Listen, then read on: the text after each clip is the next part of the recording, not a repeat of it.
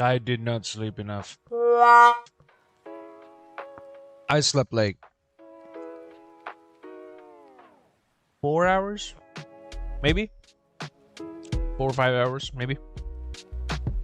What's up, everybody? This is Eaglepsych here. How you all doing? Welcome back to Dying Light Revisit.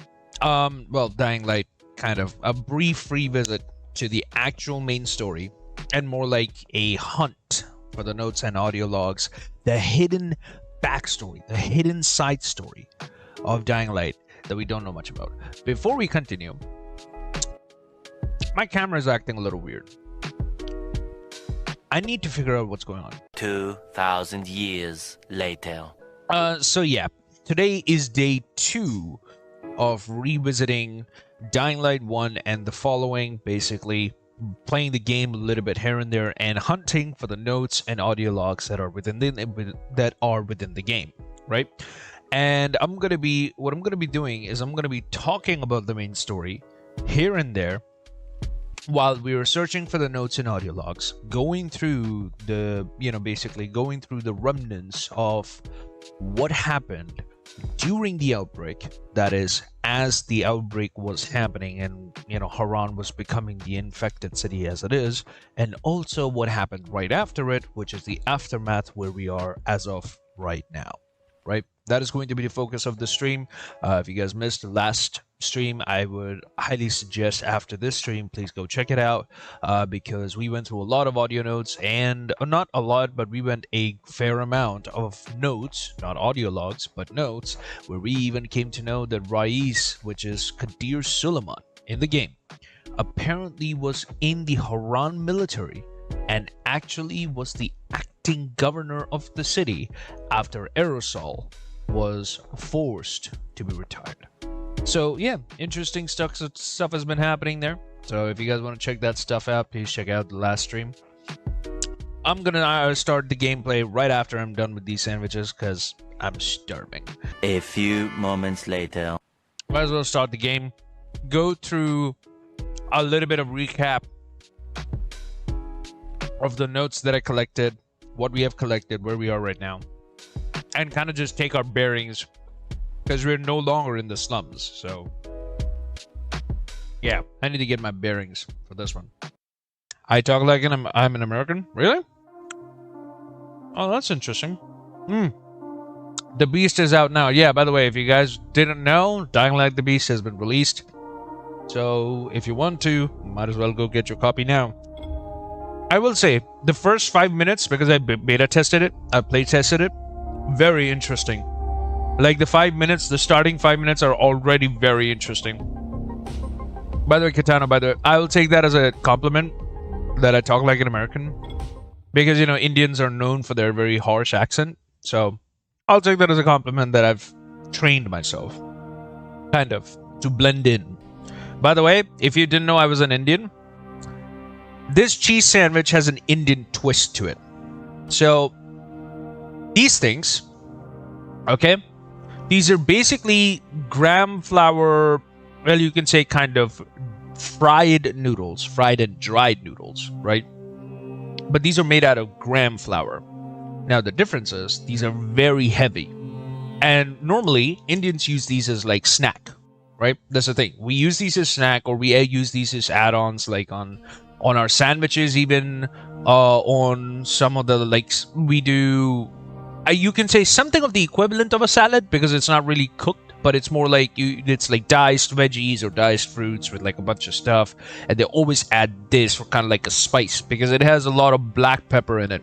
A lot of black pepper in it. A little bit of pinch of salt, but a lot of black pepper. So it has like a huge kick at the back of your throat and a little bit above on your nose. So kind of imagine like this to be a fried, dried noodle that has the taste, a little bit of wasabi, and a little bit of like just like red pepper going down your throat. It's very interesting. Wasn't even know you Indian. Really? Well, as I said, I'll take that as a compliment, and I really appreciate it. No, that is not. Ah, god damn it. Okay, I need to get to a safe zone. I didn't know the game was gonna do me dirty like that. For context, in the last video, that is the first part of this series, I ended the stream with me stopping at the end, like in a safe zone. I ended the stream with me being inside the safe zone, and basically when I started the game on this stream, the game decided to spawn me in the middle of the frickin' road. I don't know why that happened, but okay. Future Eaglepsych once again. I'll tell you why that happened. That's because that on the right side of the screen, you will see that there's a quest that says clear out the quarantine zone. And if you see, when I turn to the left to kick the female zombie out, there's a quarantine zone. Basically, the game just made sure that I was right next to my objective. The game was being nice, and I was just being an absent-minded idiot. Anyone surprised by that? Okay. No. Look, man, I just started. You guys are on your own. I cannot help you with a demolisher right off the bat. Where's the thing? Wait. What's that? Hold on. Why is there just a fridge here? Hey, free chocolate for me. I don't care. Works for me. But yes. How you doing, Mr. Alien guy? I'll actually go to this guy's background a little bit. I'll tell you the background. This guy has a funky background, but let's just enjoy some good evening sun. Just watch the sun goes down while we eat. But let me finish my sandwich so I can kind of get my energy back. And then I'll tell you guys the funky backstory of that idiot who's sitting by the workbench, because he's a bit of a dumbass. Let's be real. Okay? That I'll go through. Just give me a minute. Okay. Lights are coming on. So, story time. This guy, I don't know if this guy contacted us. I don't know which it was. But what this guy did basically, he gave us a job, right? And the job was to basically, I'll show you a little bit of the map so that we kind of like a context. But he gave us a map and told us, hey, by the way, is that grilled cheese toast? No, it's literally just triangle cheese slapped together with a little bit of peri peri powder that I put it in the sandwich maker. Not really grilled. So, what this guy did is that he told us to go, like, there's I don't know where exactly, but in the middle of the frickin' thing, right here, which is if you go down, right? So you're here. That's where we are right now, I think. Yes. This is where we are. And this guy tells us, hey, by the way, can you go all the way across, which is about 500, 600 meters, down to this little island?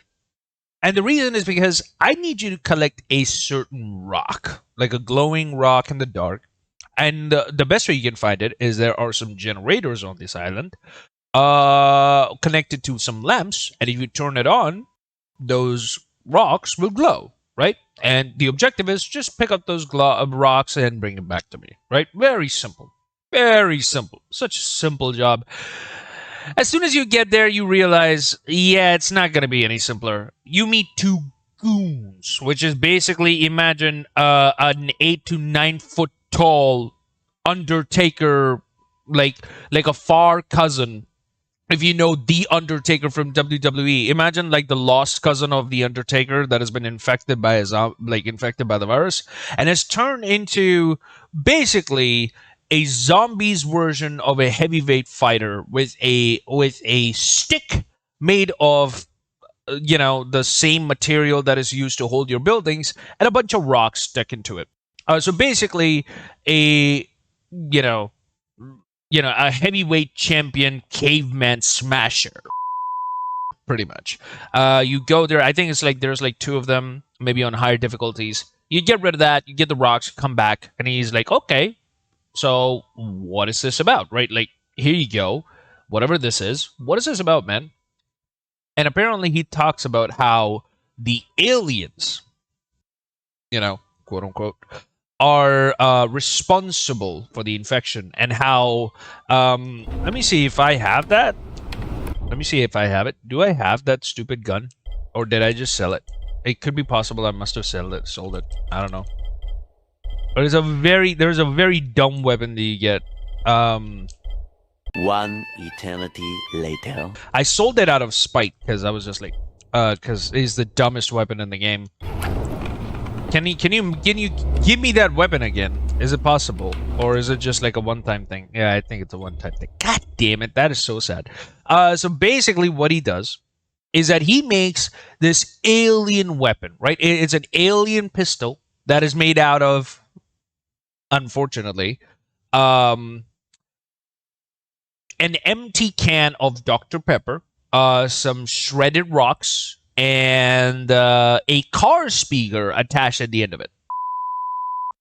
And he's like, and we're like, okay, what the crap is this about? And he's just like, don't worry, dude. Just go to the zombies and click, and they'll just die. Like, it will just release this brain wave that's going to destroy every zombie around you. Like, just absolutely beautiful stuff. We're like, okay, all right, perfect. You go down there, there's like 10 zombies on the ground, right? Maybe 3 or 4 virals. If you guys don't know what virals is, virals are the zombies that just turned, right? So they just got infected, they just turned into a zombie, and because they just turned into a zombie, they still retain most of their motor functions, so they will actually run really fast and catch up to you, right? So imagine like 10 zombies in total, maybe 3 or 4 virals, they're right there, just waiting to greet you. You go down there and you're like, BAM! Right? One shot, alien gun, kill them all. 2 minutes later, you realize you're not gonna kill them all because it's a fucking gimmick weapon just to make a sound if you wanna, kind of jump scare your friend at night when they're scared of volatiles, and you just want to make like a scary sound, like a scary fart sound just before they go to sleep, just to traumatize them a little bit in the zombie apocalypse. If you're feeling bored and you want to piss off your friend, that's probably the best way to do it. And 5 minutes later, you basically find yourself on the ground, turning into probably one of the tastiest meals those zombies had in a couple of years. Or you could say a couple of months. So, congratulations! You just got fucking fooled, duped by this conspiracy theorist here. So thank you for getting me killed, you asshat, because that's actually what happened to me the first time I did it. Well, that's not surprising. This fucking piece of shit, I swear. Fucking piece of shit, Pete. You stupid Pete. All right. While with that spite, I'm gonna finish this sandwich because I'm hungry again. You're gonna make any stupid weapons again? No. Oh. Good. Otherwise, I would stuff those weapons in her face. Can I just say that is one of the most horrifying scenes? Just watching the sun go down like that. That is not what you want. Look at the freaking darkness everywhere. Imagine if a volatile shows up right there in the balcony. He's just like, hello. Let's just see if that happens. That'll be hilarious.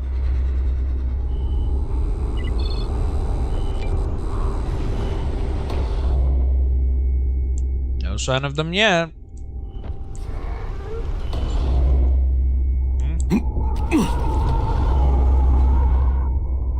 Yeah, I know. Oh, there's one. What's with this darkness? Oh, it's rain. Never know about this cool stuff. Yep. Oh, there's a lot of stuff you don't know about, my dear. Hello? Oh, no, bad idea. Oh, bad idea. I wonder what the hell was I expecting doing that exactly? Oh, that was a bad idea. Ow. Ow. Whoa. Oh, that's not gonna work. Well, I duped myself. There we go. Boop. That was a bad fucking idea. I didn't ask for a cardio while I'm eating a sandwich. Thank you very much. That's not good for my gut health, okay? To be fair, that was my own fault. Fucking idiot. I wanted to use my UV flashlight. Didn't realize I had the grappling hook equipped. Went straight, like literally grapple hooked right into the volatile's groin. That volatile had a good reason to be pissed. Basically sniped his dick with a grappling hook. He's gonna be feeling that tomorrow. Sorry if your mating session goes a little bit weird. Tell your wife that it was a human's fault. I'll take the responsibility. It's all good. It happens all the time. You know, some stupid human thinks he's a hero, ends up grappling hooking you right in the balls. It happens. No, he's too pissed. Yeah, he's just gone. 2,000 years later. So we started off with 20. So we ended at 26 at the slums. So we have to start at 27. 27A.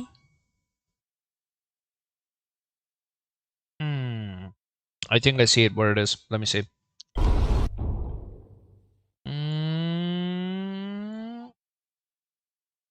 It's right here. Think? Yes.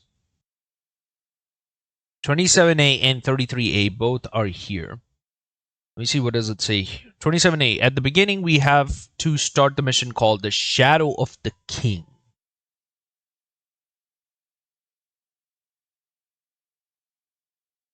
The Shadow of the King.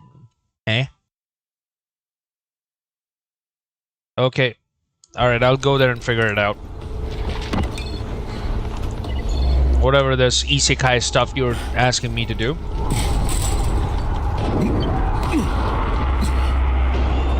Virals already. What's going on? Did someone bother you guys last night?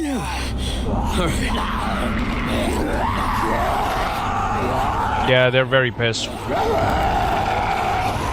That is not how you ambush a human. Again, that's not how you ambush a human. Come on. I'm right here. Okay.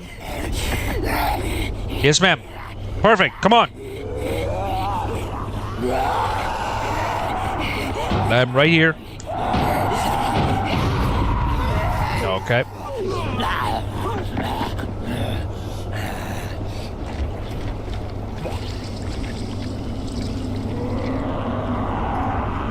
Well, that's all she wrote.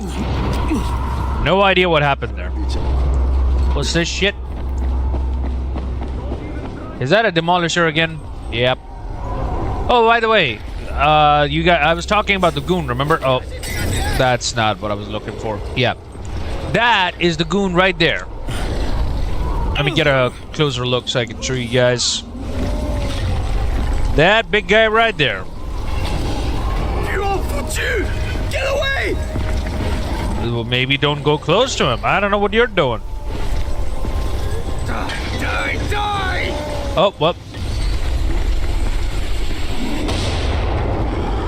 Yeah, I should probably leave. This is about to get messier. Ow, ow. Whee! Okay, nope, that failed. Yeah, I should probably go. Alright. Where's the marker? There it is.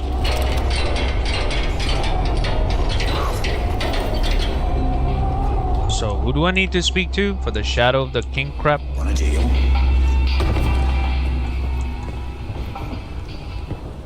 Did you hear that loud music? Someone turned it up on purpose. I wonder why. That guy must have a death wish.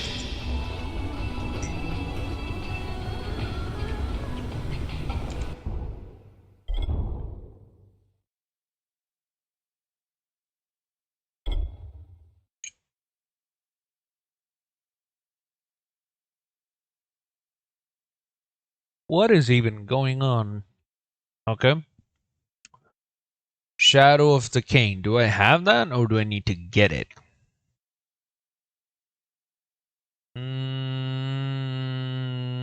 I'm gonna have to get it. I don't have it. So how do I get Shadow of the King mission? Shadow of the King side quest. Dying Light. Let's have a look. What is this about? There it is. Yeah.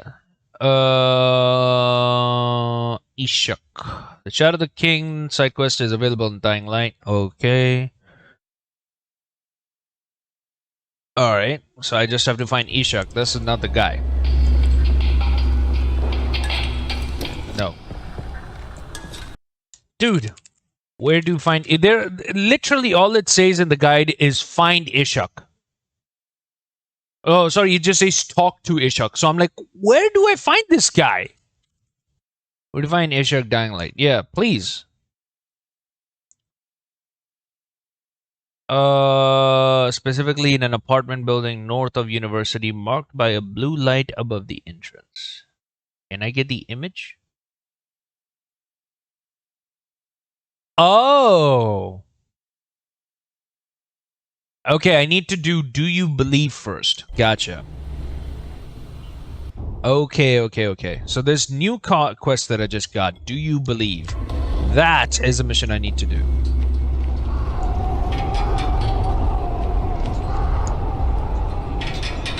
Okay. Let's go! I don't know what I'm doing with my life. Apparently some bozo When I hear this, is having fun with yoga music or maybe lo-fi. I get the fact that you like your lo-fi and would like to share with people, but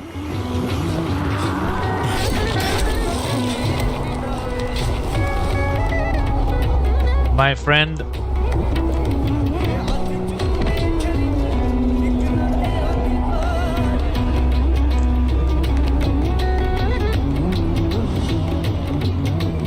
have I come here for enlightenment? Is that what this is? I know why you are here. Yeah, I think even the zombies would know why I'm here. Don't you think you should kind of tone it down? Yep, apparently he's too cool for that. Your nemesis awaits you. He has waited a long time. sounds like you've met him. He once sought my visions for his advantage, but I will not share my gift with such a man as him. With you, I will. How much will that cost? The price will be high, but your payment will not be to me. Now you will go to the river. There is a pungent nightshade that reveals itself only in the moonlight. The smolder of its embers enables the seeker to pierce the veil. All out, are we? Bring me several stalks of this plant. Maybe I will. But in the meantime, you should shut off the music. It draws attention. Nothing enters that I do not wish. Now, I must prepare my mind. And I think I need to go to therapy.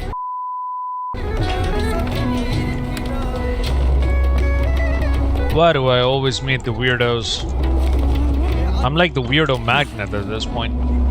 I mean, there's nothing wrong with it, because at the end of the day, it leads to a quirky life, but still. Alright, so let's see this nightshade plant, whatever the hell he's talking about. You want me to go down there during nighttime? Are you for real? You want me to die, sir? Let's have a look if we can collect something in daylight, or...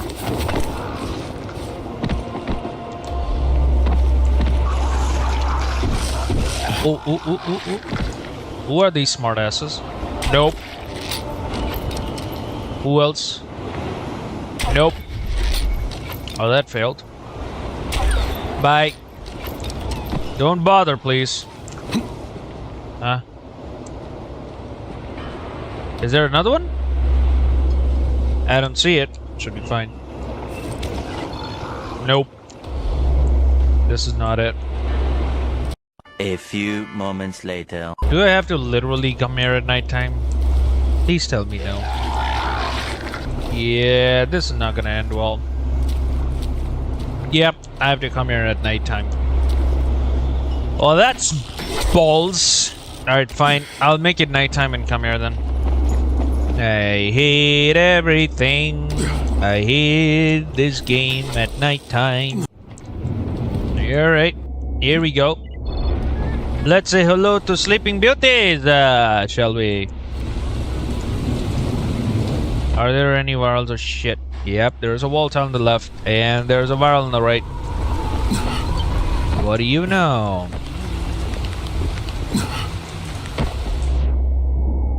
Oh, there's another wall tile. Yay!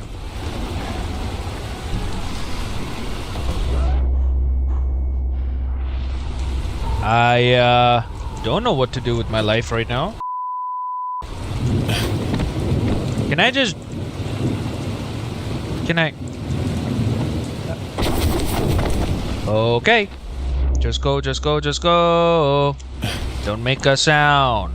Just keep going. Okay.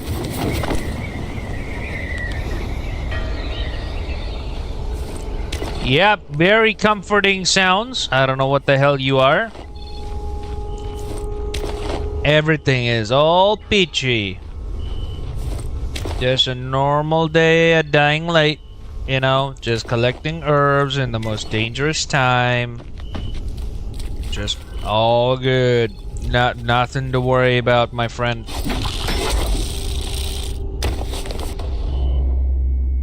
Yep, all good. Not all good. Things have suddenly taken turn for the worst. Okay, be very quiet. We don't want to make a sound. That stupid yoga guy is still doing his yoga, even though it's fucking nighttime. Apparently he doesn't care about noise complaints.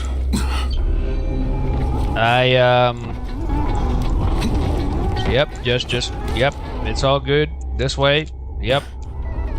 Let's not do ziplines, shall we? I don't want to cause unnecessary trouble for myself. Let's just go this way. It's all good. Yep, just a normal day at Dying Light. Ah, okay, okay. Alright, not a normal day at Dying Light. Okay, okay, okay. Alright, this way. Yeah, we're good, we're good. I fucking hate nighttime at this game.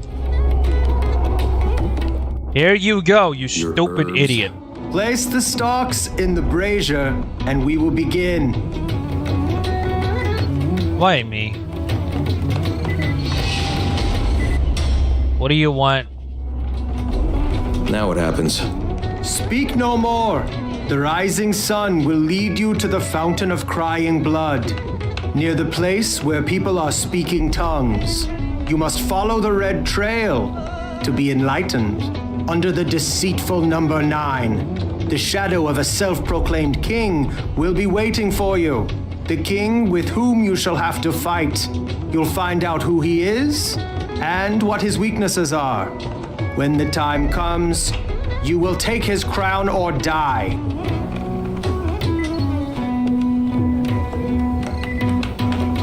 Yeah, I don't appreciate this anymore.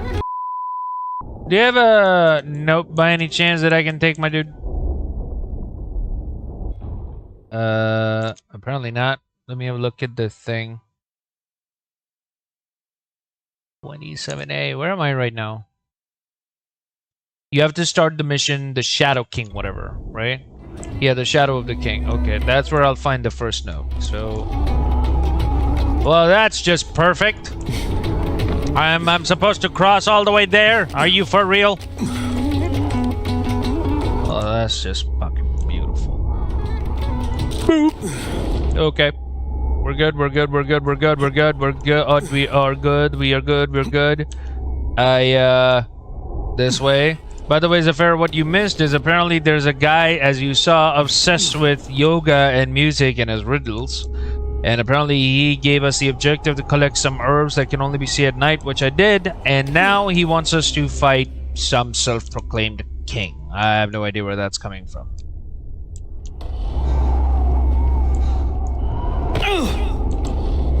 Do you guys have a note that I'm supposed to collect? Nope. Nope. This looks pretty comfortable. Alright, fine. Let's just proceed this story. Maybe, like, as we do, we'll find more notes. Because right now I'm not finding jack doodly. I'll check the ground floor as well, just to confirm. No, ma'am. Sorry. I don't do free hugs. I don't appreciate free hugs, neither I give free hugs, okay? The hug must be paid. For either side. Let's get out of here. Where the frack am I going? Nope. Hey! No warm embrace. Ow! What the hell? Fuck off, bitch.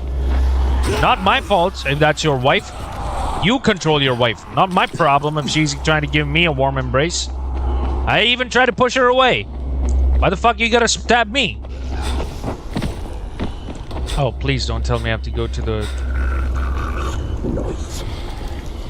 Fountain of crying blood. Guess that's what that is. People speaking tongues. The hotel would have been full of foreigners. Maybe that's it. No. Go away. I want to repair that.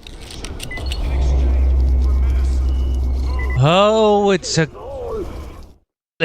goddamn quarantine zone. Fuck. I hate my life. Yep, it's a quarantine zone. Trail. Well, he's either clairvoyant or I'm being set up. Guess the deceitful 9 must be a room number then.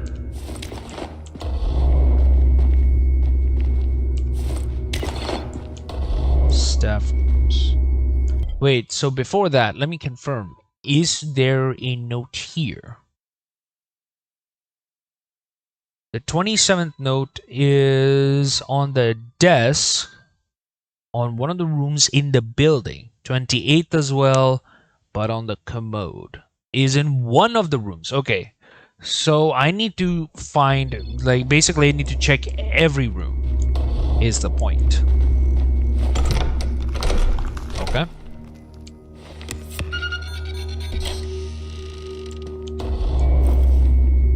Alright. Of course. I wanna just camouflage. Oh, let's just get all the keycards. It's a keycard bonanza, baby. So it's just what, like luck of the draw? Like, do I get a lucky thing or not?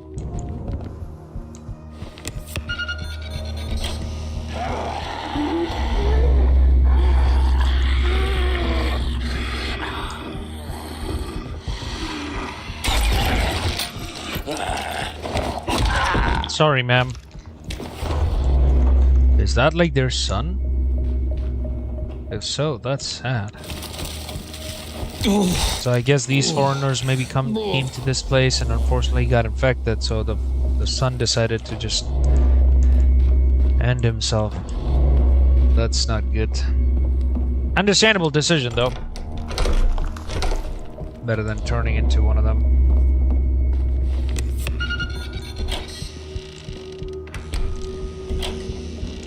Locked.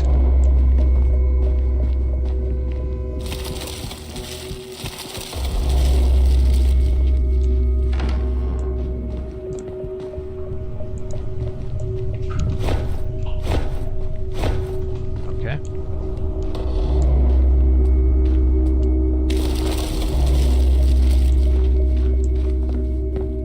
These guys died. Huh. No, yeah, no, she did turn. But those looked like drug overdose. Weird.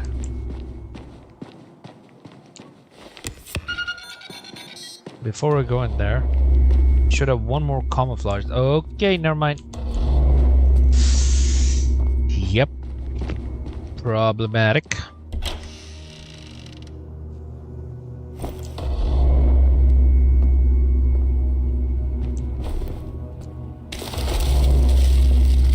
His head got chopped off as well.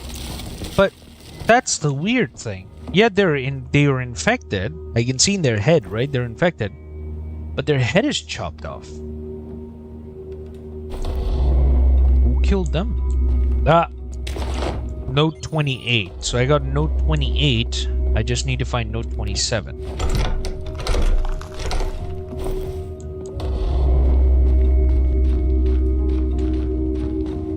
Okay.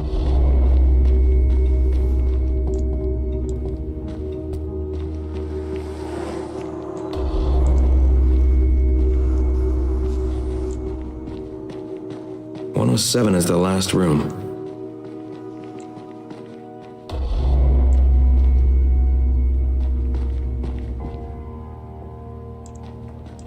Okay, Note 27. I got it.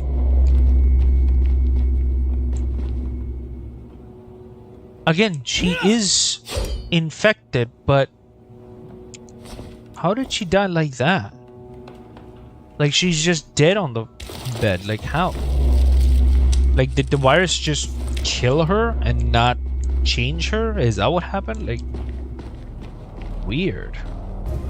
I need to use the elevator shaft for this. Okay. Open sesame, bitch!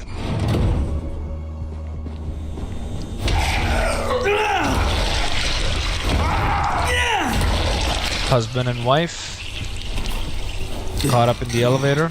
The elevator's blocked.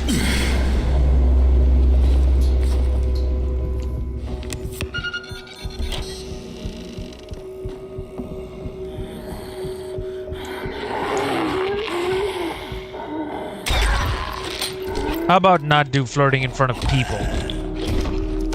Okay. I'll take that. Still nothing. Like, still nothing, anything groundbreaking, right? Like, it's just good old zombies everywhere.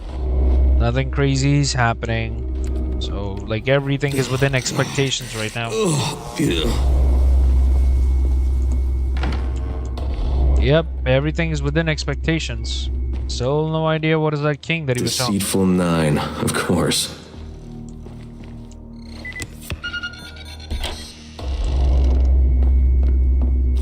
Oh. Empty room.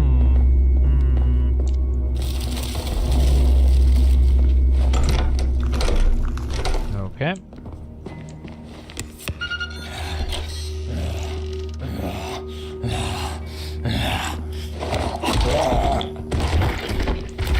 Okay. There's a viral.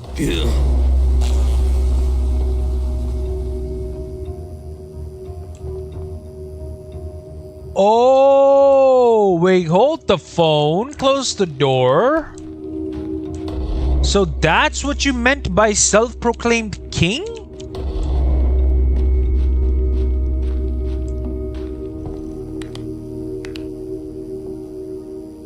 The dude has been collecting evidence on the Harran outbreak.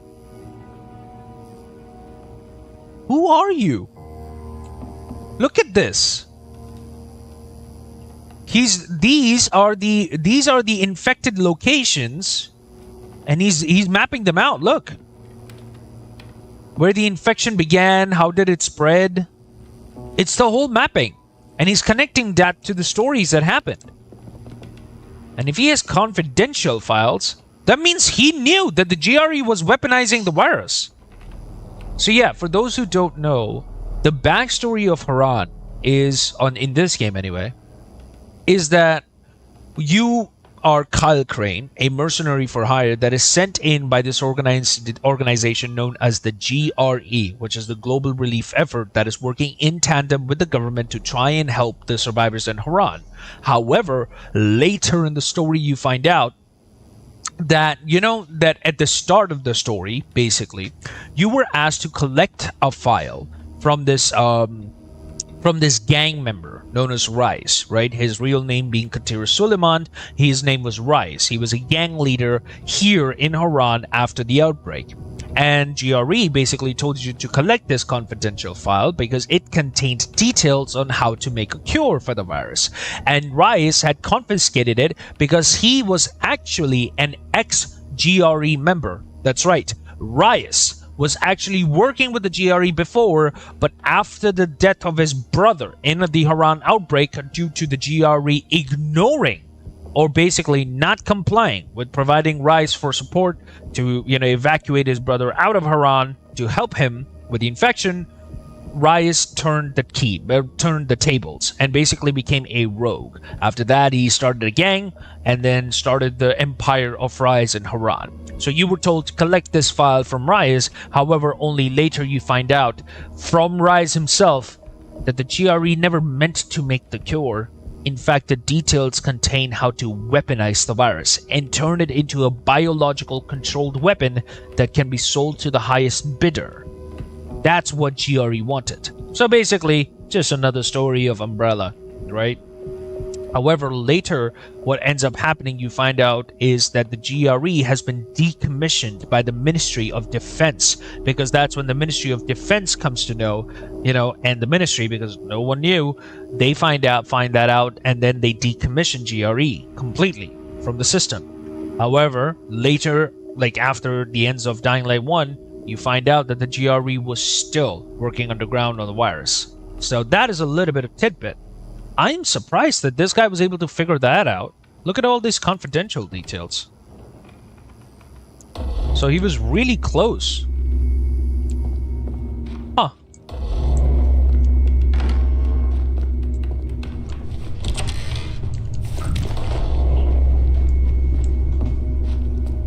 Alright, let's see what this is about.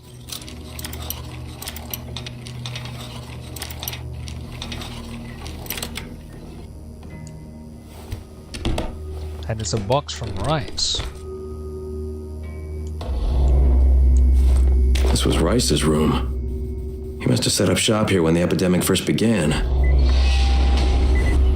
Oh, again. Okay, so yeah, this is again something we were supposed to find before the end of the game. So this was Rice's room?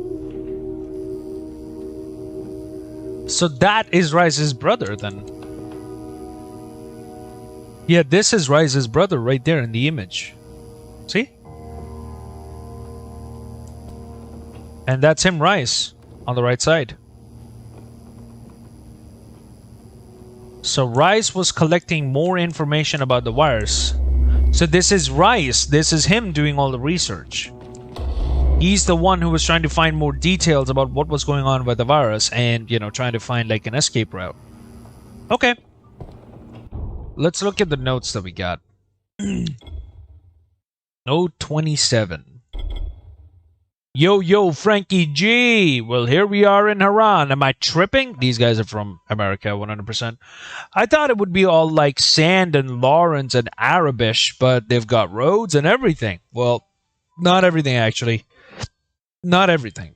Actually, I was thinking about opening a Porky's Pork Emporium here. You can make a fortune. And when I say you, I mean me, because that is a trademark. Nick Pesto idea. We're friends and all, but this is business. So where are these games happening? It's hard to understand the foreigners who live here.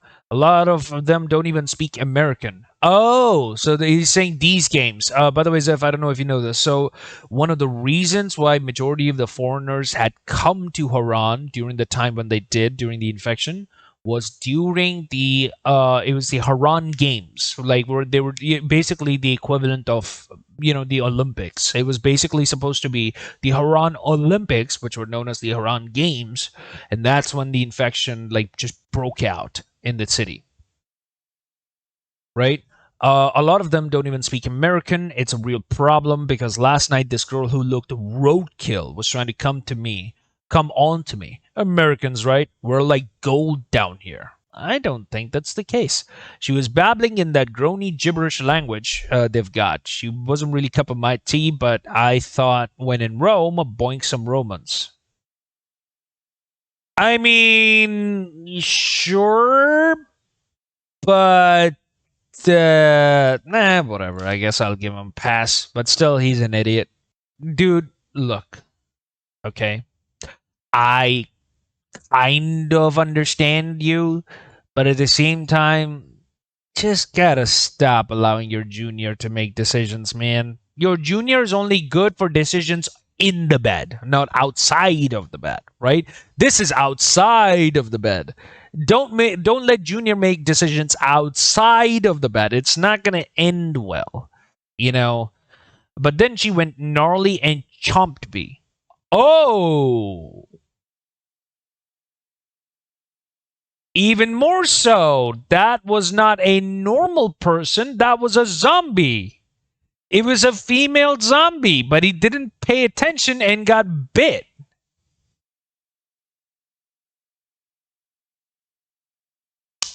You know, as I said, you gotta not allow your junior to make decisions outside of the bed. It gets you complications like these, you know, STDs, balls get chopped off, fake cases, or in some cases, infection, zombie virus outbreak.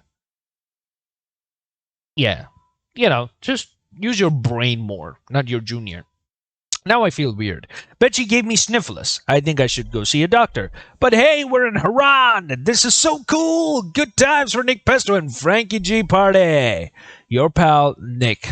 P.S. I bet you're gonna freak when you see a real paper letter from me. The internet is down at the hotel, so I thought I'll give it a shot. Back to the roots, huh? Yeah, very much so. From Dr. Robert Lansing, Field Team Coordinator. Huh. To Dr. Jonathan Bartow, Senior Assistant Administrator. GRE, Building 6, Number 6 Pathogen Sciences Lab? The GRE had an outpost here. Subject, Harran outbreak, patient 0. I think we have a solid new candidate for patient 0. The deceased, Mr. Baris Baruch, was 37 years old. He was a white-collar professional who worked for a local public relations firm called Best Face Forward. Their offices are in Old Town. His medical records are well documented. His health was good. His co-workers, the ones who are still alive and could be interviewed, described him as intelligent and even-tempered. The sudden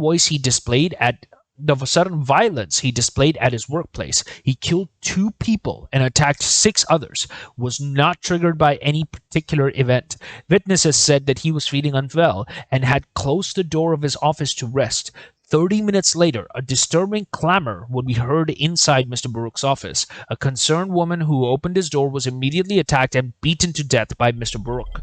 After several difficult minutes, he was subdued by workers, who held him down until the police arrived. At no time did Mr. Baruch cease to struggle, though he was reported to have uttered a few words that suggested fleeting moments of awareness. When the police arrived, Mr. Baruch could not have been taken into custody peacefully. The responding officers used baton to further subdue him, but this resulted in lethal injuries, and Mr. Baruch was killed on the scene. No, this is the first infected that they're talking about, potential first infected.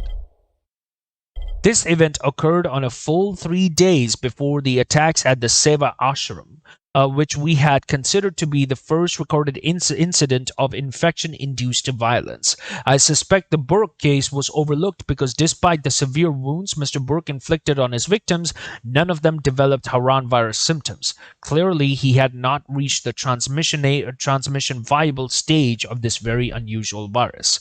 Thus, we have a patient 0 who failed to produce any other infected victims. From this, we should deduce that the pathogen must have achieved multiple points of entry into the public simultaneously. An air or water contaminant seems unlikely, given the low numbers of early infected, so I'm thinking food supply. With your permission, I would like to pursue this. Bob.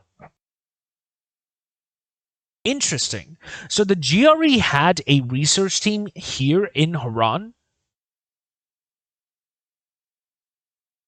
during the outbreak? Huh.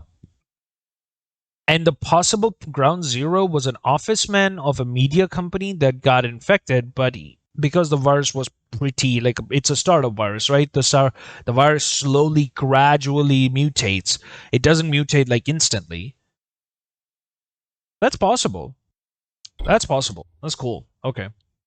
And we already have Note 29, so we might as well check it. Unless Note 29 also has... Yeah, we already have 29.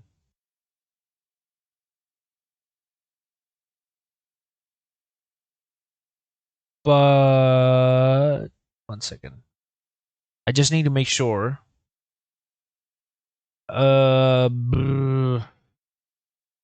okay. But that letter the guy wrote also said a girl bit him. Yes, that's true. But the thing is, right, is the thing is that the girl the thing is we don't know when that letter was written. That's the thing. Was it written because it's like, yes, the girl bit him, but had the outbreak already had started quietly and the news just hadn't picked up, because that would be like a little while, right? That would be like 15 minutes, 20 minutes, or you can say about an hour to the infection slowly breaking out. Because Harran is, like not that crazy when it comes to media, like in the game. And not to mention, like, the infection had broken out in food supplies, according to the GRE doctor. So I don't know. But anyway, yeah, so we already have 29. Chasing the past. Have I already done this? Like, let me just confirm. Chasing the past, chasing the past, chasing the past, chasing the past, chasing the past. No. Yeah, chasing past, already done. Yeah, chasing past, already done. So, yeah, let's have a look at the chasing the past. Let's see. The note from chasing the past. There we go. Note 29. To Mr. Samir Yassa, it shouldn't be too much to ask the superintendent of the building to get rid of a few dead rats that have died in the wall. Please don't tell me you can't do anything about it. The stench is putrefying. How can you even stand it? I'm very certain that Samal Sabris in 206 moved out because of it. I don't understand why she left in the middle of the night without saying goodbye, but I'm positive it was that terrible smell that sent her packing. I can assure you, if you don't do something about it soon, I'll be disappearing next. People can't live this way. I hope you'll do something. Miss Arka Siren. If I remember correctly, isn't Chasing the Past... Let me just remember where this is from, and I can go to the story bit.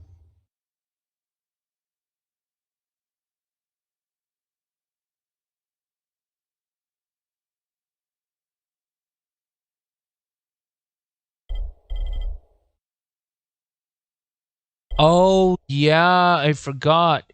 So, okay, Chasing Past is did like this particular quest is about you get like this Tariq, right? You meet this guy Tariq in one of the Sage Zones who basically introduces you to a kid. And the kid had gone through some crazy trauma. And he had a voice recorder with him that said, like, can you please something along the lines of a like, we need to do detective work and yada yada yada. Can you help me find two of my friends that are missing?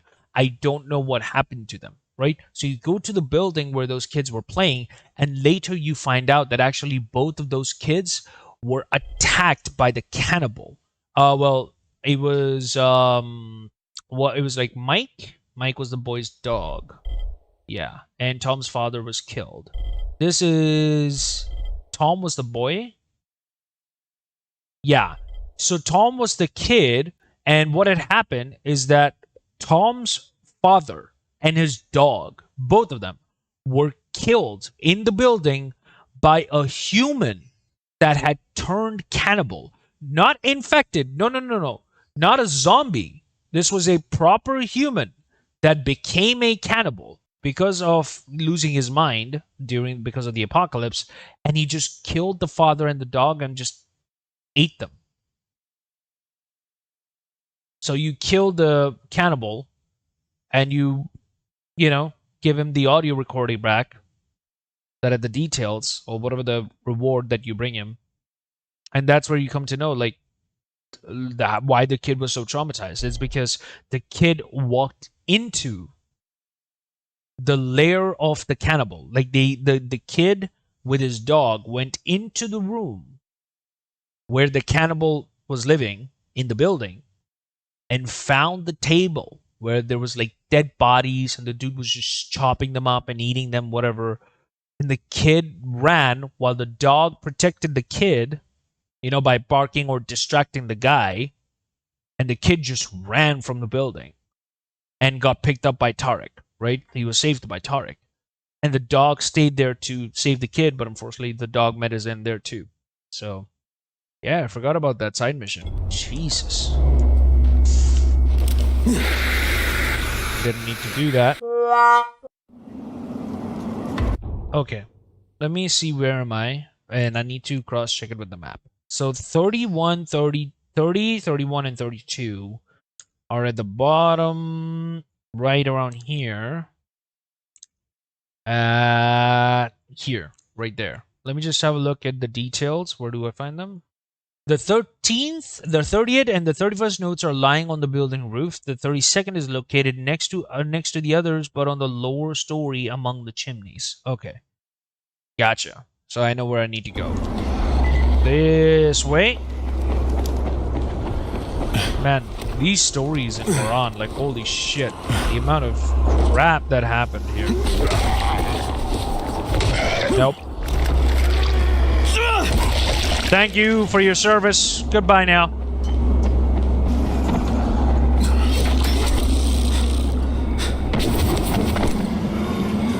Out of my way, please. There, up there. 2 demolishers. That's even better. There we go. That's not gonna do anything. Almost killed him. What the fuck do you want from me? Nope, still didn't kill him. Oh, one of them is dead. Yep.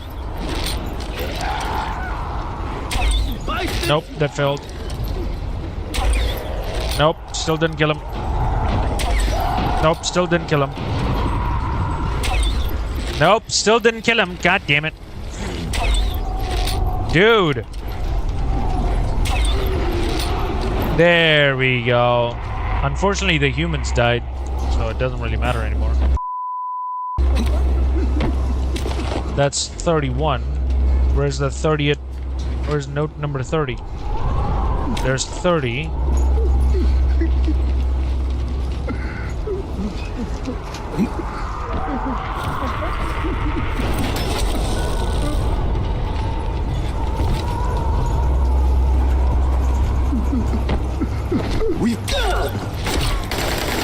Olga!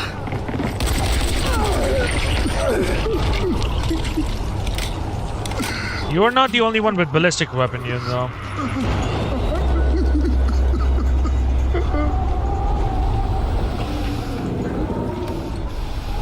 Let me just close the door. Hey, buddy. Hey, buddy. Thanks. That animal would have killed me for sure. Yeah, I understand. You good? You good. Alright. Rest well.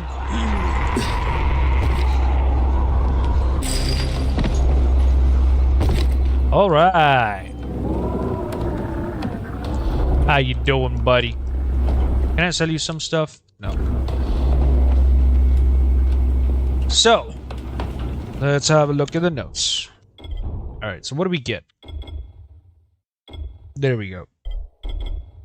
Note number 30. Entry 237 already. Okay.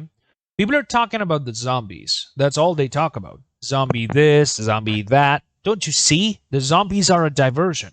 What else could they be? What's the point of zombies? There is no point. So why is this happening? Okay. Here we go. Here's a conspiracy theory. Alright. Who profits from it? Nobody. Well, maybe baseball bat companies, but does anyone really think they could pull off something like this? You want to know who's responsible? I know this is going to sound crazy, and maybe my mind has snapped, but hear me out. It's the GRE. Sure, I know, they're dropping the antigen that keeps us alive. That keeps us alive. Just think about that. So the GRE is this goody two-shoes group that wants to help people? Am I crazy? And I'm crazy? I'm not crazy. Well, to be fair, I was going to think that this guy was just into the conspiracy theory route, but you know what? He actually hit the nail on the head. That is probably one of the best guesses so far in the game. Like, the dude just guessed that it was the GRE, and it's actually the GRE. That is actually pretty good. Nice guess there. Entry number 269. The game is changing fast. The rules are being rewritten. But who's writing the rules? Of course, the GRE is in this up to their goose-stepping necks. But they aren't the puppet masters. Not for this gambit. Big players have entered the game, but lurking in the shadows is someone else. The real powers that be. I suppose it's only a matter of time before one of their agents pays me a visit. That's the price you pay for knowing the truth. I mean, they gotta know that you know the truth, dude. 271. Note, entry 271. It's too dangerous for me to keep writing like this. I need to cover my tracks. I've got to start writing in code. I wish I could speak Navajo, but there's still left to do. Code key, allies, igloos, radiation, tartarsaurus, lizard, pumpkin, weapon, french fries, enemies, pliers, alien meat. Test sentence. The evidence that meat pumpkins are here is undeniable. The evidence that meat pumpkins.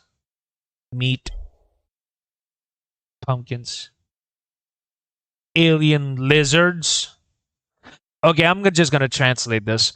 The evidence that alien lizards are here is undeniable. I believe their weapons are some sort of a radiation that turns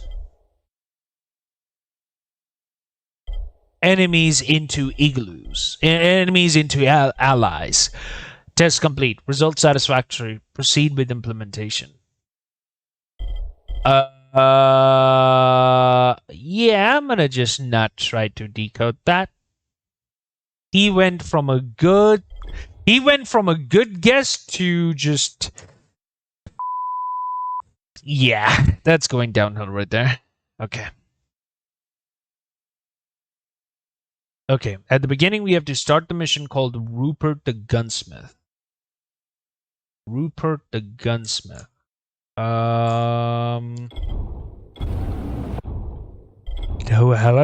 I done that? Let me see. Oh yeah, Rupert the Gunsmith. Already done, yeah? It's already done. Yeah, I'm gonna have to look where the thing is.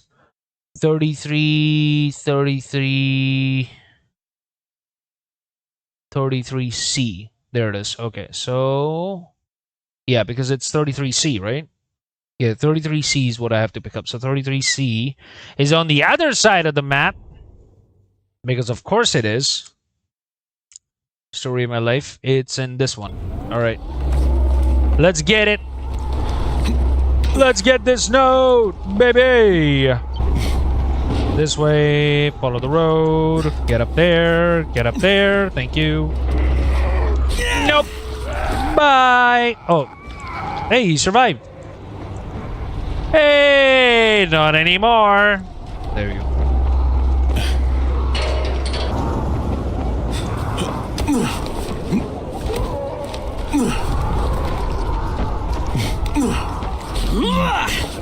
That failed miserably. Bye. Boing. Bye.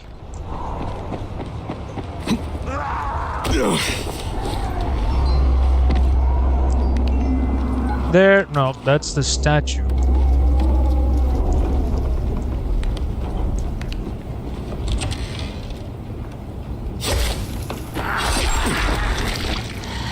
Nope.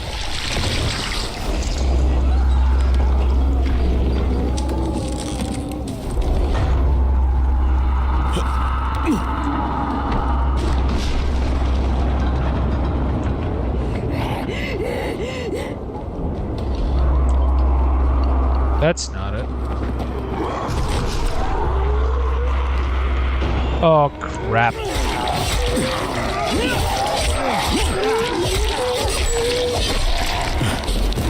Oh, no. Boink.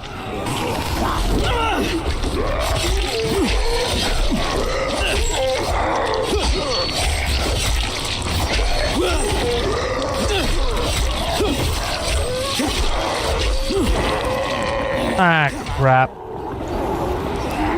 Whoop. Do I have any distractors? Nope. Fuck.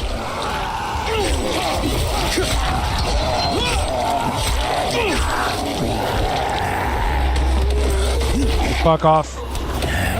Thank you. Whoa.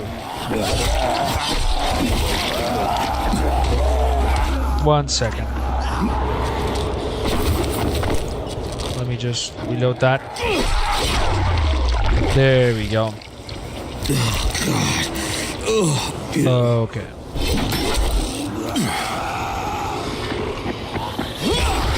There we go. Finally.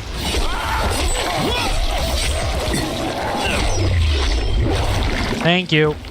God, that's a whole mess. If you were worried about the amount of zombies you have to kill in the game, well, now you know. Okay. Close the door. We got the note. Put some gauze here.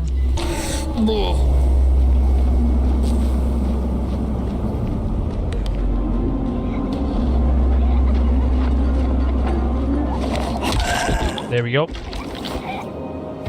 Oh, God. Oh, gotcha. Thank you.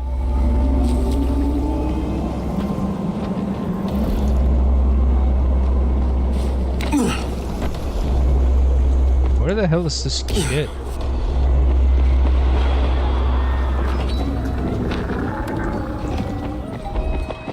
Weird. Okay. Anyway, that is 33C, right? So, yeah, we got 33C. Now, 34. That's it. At the beginning, we have to start the mission Fan Zone. Fan Zone. Fan Zone. Do we have that? Let's see. Fountain.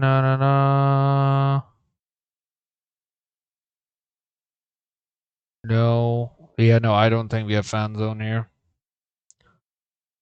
Okay, we don't. So, start the mission called Fan Zone. How to start the mission Fan Zone Dying Light 1. Noah. Embers Safe Zone? Oh, okay. I don't know where the Ember Safe Zone is. Oh, I don't remember on top of my head. I think it's this one? One sec.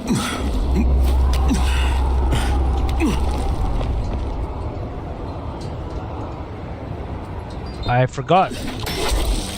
I don't know if you did that. No, yeah, no, we don't. I don't think I did that one.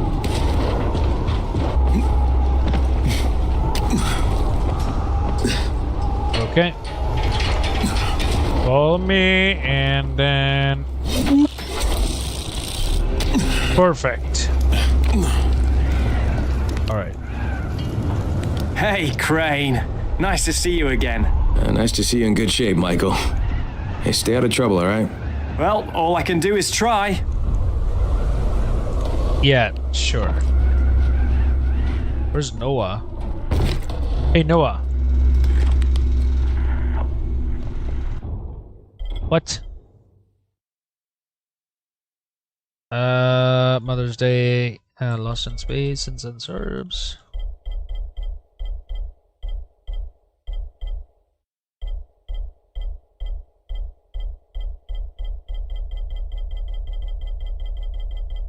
No, Anzone's not here. But I don't. Noah doesn't have anything.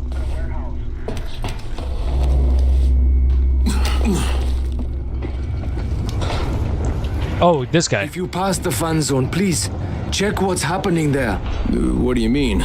You'll hear it for yourself. Someone's calling for help. There are women and children there. There we go.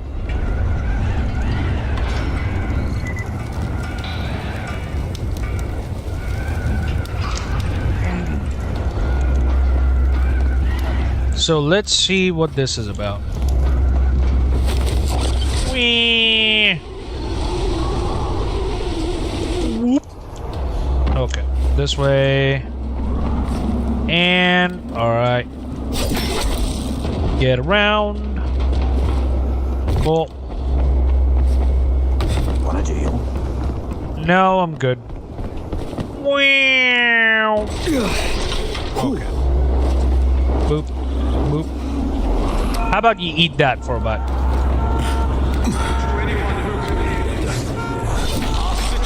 Hey, Troy, there's a distress message coming from the fan zone. That place should be empty. Yeah, maybe I'll check it out.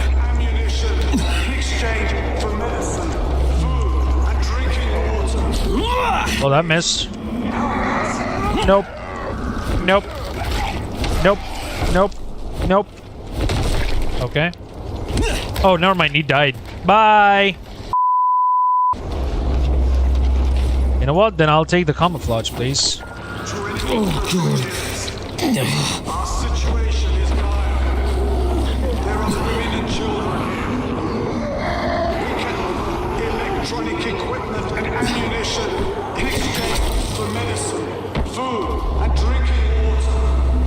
Please, help us.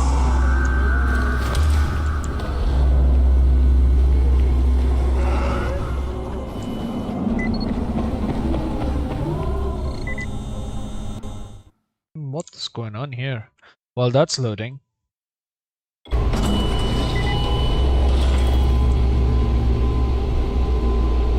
To anyone who can hear this, our situation is dire. There are women and children here. What the fuck? We can offer electronic equipment and ammunition in exchange for medicine, Rises, man. and drinking water. I better get the AK ready. Just in case.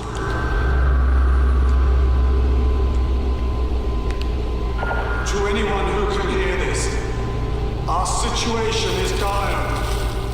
There are women and children here. We can offer electronic equipment and ammunition in exchange for medicine, food, and drinking water. I don't trust this place anymore.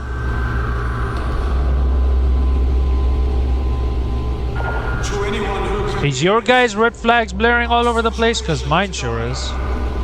There are women and children here. We can offer electronic equipment and ammunition in exchange for medicine, food, and drinking water. Please, help us.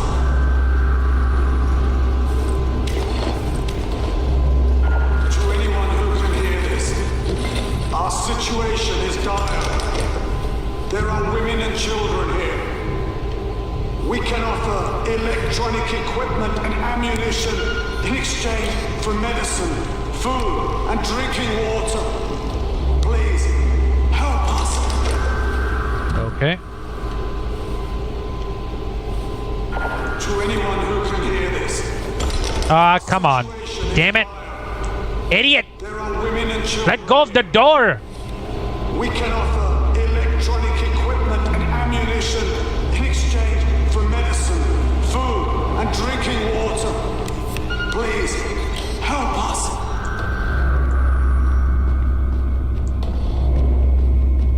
To anyone who can hear this, Found the note. our situation is dire.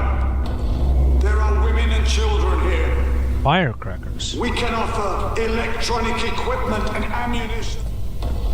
To anyone who can hear this, your situation is dire. I've killed women and children here.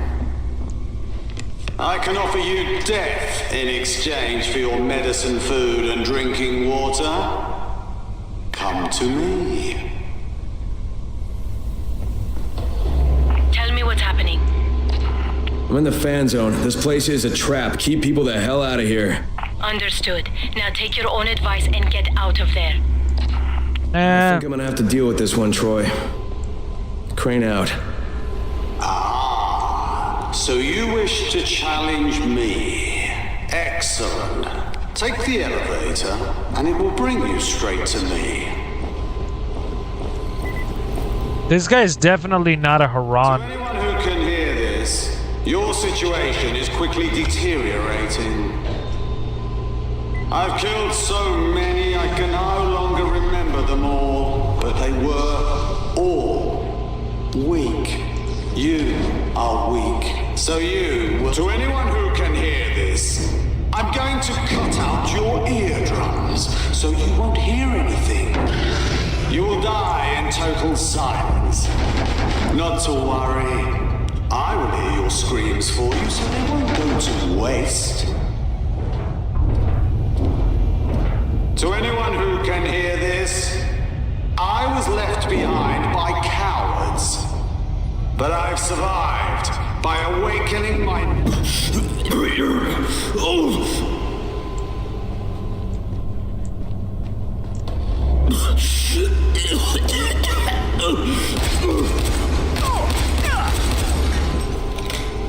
To anyone who cannot Crane. hear this, You alright?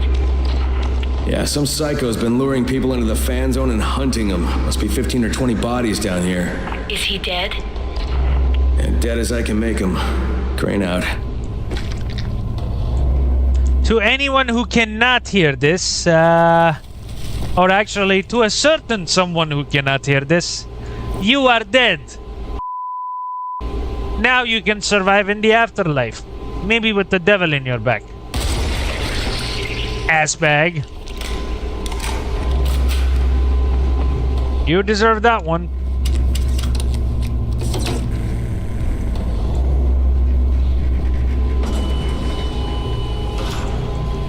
Let's get the fuck out of here.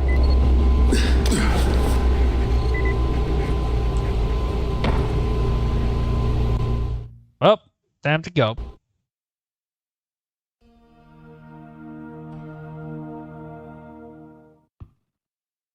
All right.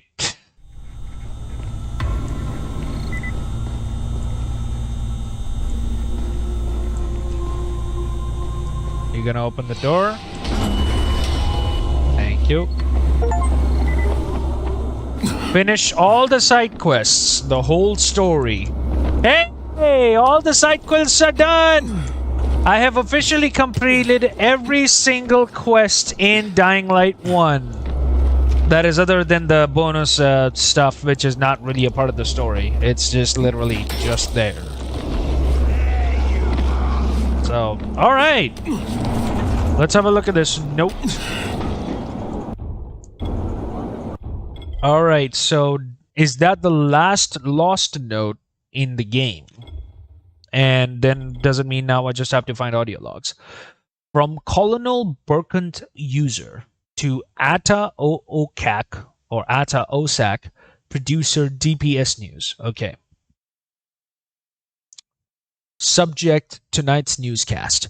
Your lead newsman will read this exactly as it appears. The army has rolled into the city, and that's good news for the thousands of weary citizens who have been wondering what happens next. Military units have moved quickly to establish their presence and to demonstrate that order is being restored and that the crisis will soon be over. The forces were led by the Army Colonel Burkan Uzer, but are operating under the authority of Qadir Suleiman, who is serving as temporary governor, until the situation can be normalized. Civilians are advised to stay clear of military operations, which will include aiding and airlifting thousands of infected citizens to special medical facilities that have been significantly built for treating victims of the Harran virus. Doctors are promising to employ a battery of different treatments to reverse the devastating effects of the virus and to anticipate complete recovery for most patients. During this emergency, martial law will be in effect at all times. Civilians are warned that anyone caught looting or engaging in criminal activity will be dealt with severely.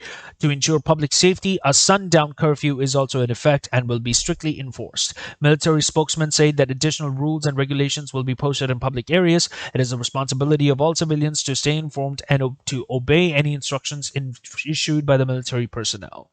So the military was actually trying to contain the outbreak as much as they could. It's just that people did not listen. Which at the end of the day, like, this is always the issue, right? It's like the military is like, dude, stop this, you guys need to not come out and whatever. But then people are dumb, so they must have like got themselves infected or something. All right, so that is all the lost notes. Now we have to find audio logs very specifically. Now the good thing is that audio logs are all in the same sector, so I don't need to go anywhere specifically. All right, so the first audio log is... Let me see. I need to go to the map and figure this out. It is here. Yeah. It says the first audio log is right around this place, which I believe the description is given to me is on the counter in the restaurant. Okay. So now we will actually get to the meat and potatoes of the hidden story of Dying Light. The backstory of Sector 0, which is basically what happened during and inside, during the outbreak, just before the outbreak, and right after the outbreak, I believe. Now, there are not a lot of these audio logs, which is a good thing, so then we can move on to the following immediately. But... Wee! Oh, you're not dead. Wee! There we go. Bye. I'll take that. Thank you. Yeah, so this is the restaurant.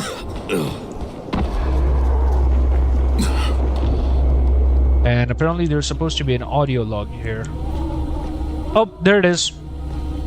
Found it. Let's listen to it.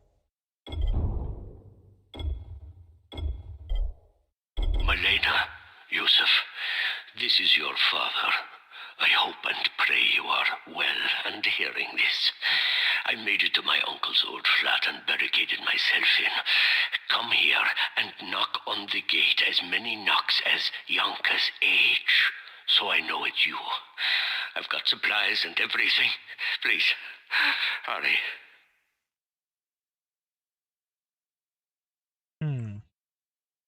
This is like one of the survivors.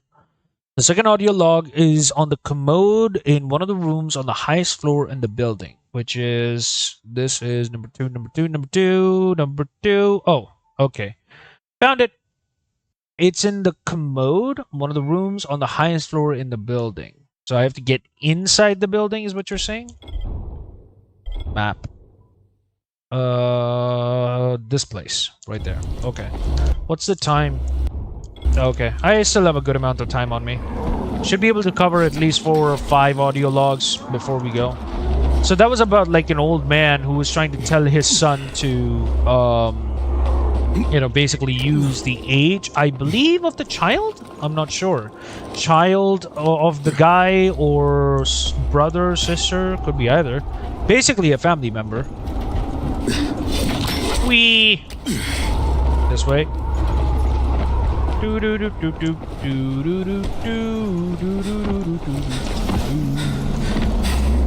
believe that is during the outbreak, which would explain it.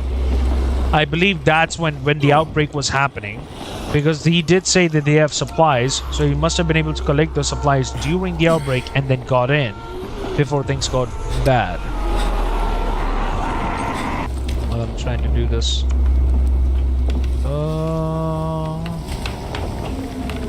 You ugly motherfucker. Good night. Power cable. Hey, wait, that is the top floor. No, that's a roof. Audio log. No, this one doesn't have it, no. Isn't this the building?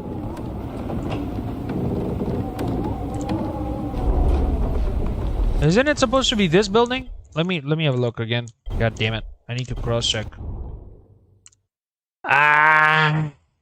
It is, but I think I'm in the wrong direction. No, I am in the right direction too. But still don't see any audio logs here. Bang. Nope. Thank you. I'm on a camouflage if you don't mind. Audio log. Hey! Where's the ASMR moaning audio recording that you have stored for your wife or husband or whatever? We need it for our lore. I need to know what sweet words you told her. That's not good. Get out of there. Where's the thing, dude? Come on.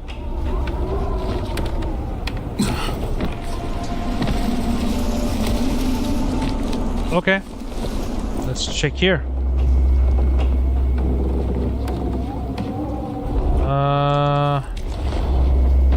No, it's not here either.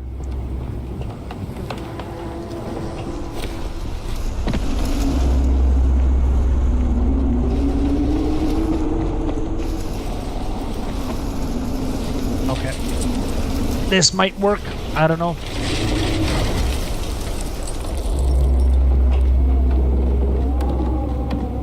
It's just items.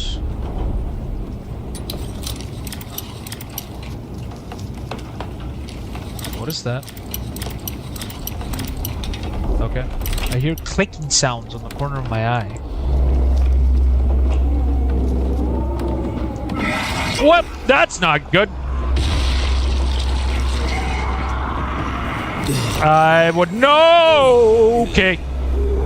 One eternity later. No. Does it have an upstairs? No. It doesn't have an upstairs. Okay. No. Dude! There we go.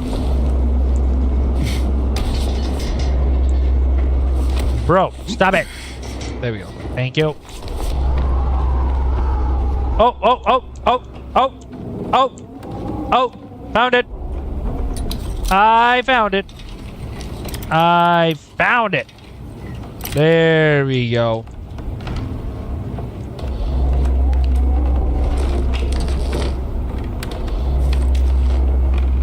Oh, I just got fucking duped.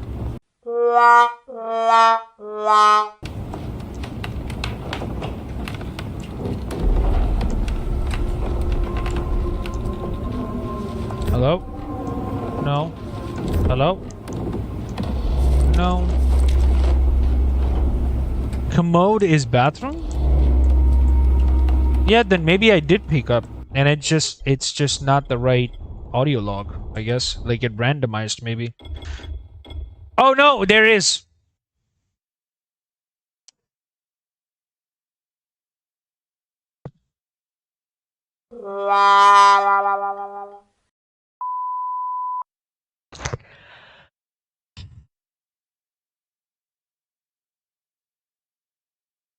I should probably drink coffee at this point. I probably shouldn't drink coffee at this point. Probably should drink coffee at this point. So that voice note, you guys remember that I was saying that I already got it? It is voice note 2. Isa, I failed. I failed you again. I couldn't help our kids. There were too many of them, and I froze, and then it was too late. Forgive me, Isa. I can't go on like this anymore. We'll meet again soon. That is sad. So that's like a father saying to his wife that he failed because his kids were being attacked by the infecteds, but there were so many of them that he couldn't do anything, and he watched his children just get eaten alive in front of him. And as a result, he killed himself. Ugh, that's rough. Okay. So, after all that stupidity, audio note number 3 is about here. It's right there. What does the description say? Shelf in the shop. Gotcha.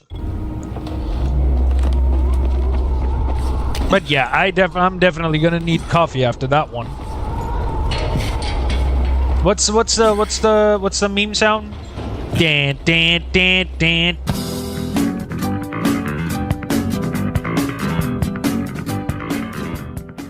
Fucking idiot. Absolutely stupid.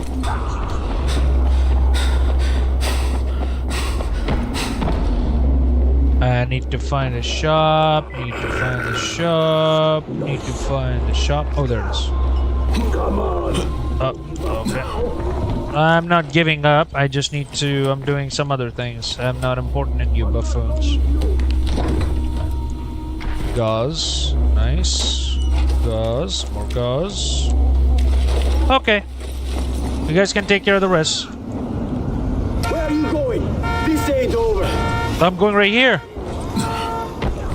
Bye. Let's go. Audio log number 7. Oh, 3.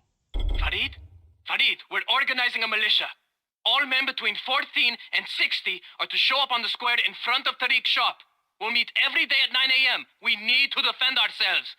You have to be there.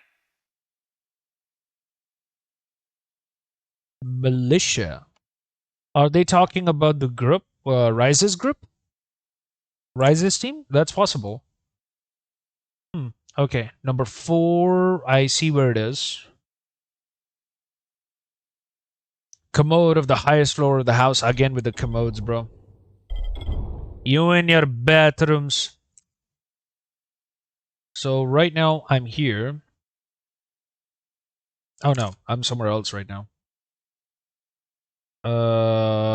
Yeah, that was where I was. And from there, it is on the right side in the corner, right about here. Yes, right about here. Okay. Gotcha. This way, follow me. We are going, follow me. Bye.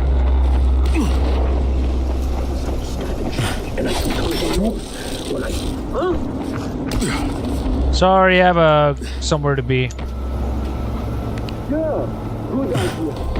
Get out of here before I fuck you up good. Oh, I found it. You motherfucker!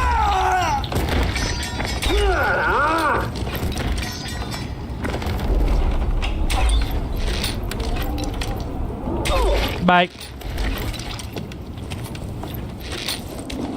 I'll take that. I'll take this. Thank you. Thank you for the goodies. Appreciate it. And I'll take this too. There we go. Got it. A little bit of goodies to pick up, might as well. Not that that's gonna help me anything, because after I'm done with this, I'm pretty much done with the game. Because I played Dying Light like 7-8 times at this point. Dying Light is a game, Dying Light 1 very specifically, I played this game like over 10 times, 100%. I completed the story over 10 times. So I don't really care. But yes, I've never really went through the, like these notes, like the lost notes and the audio logs we're doing right now. This is my first time. Damn it!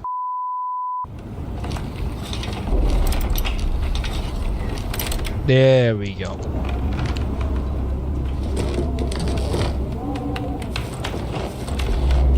Eh? Well, that isn't that what it was supposed to be?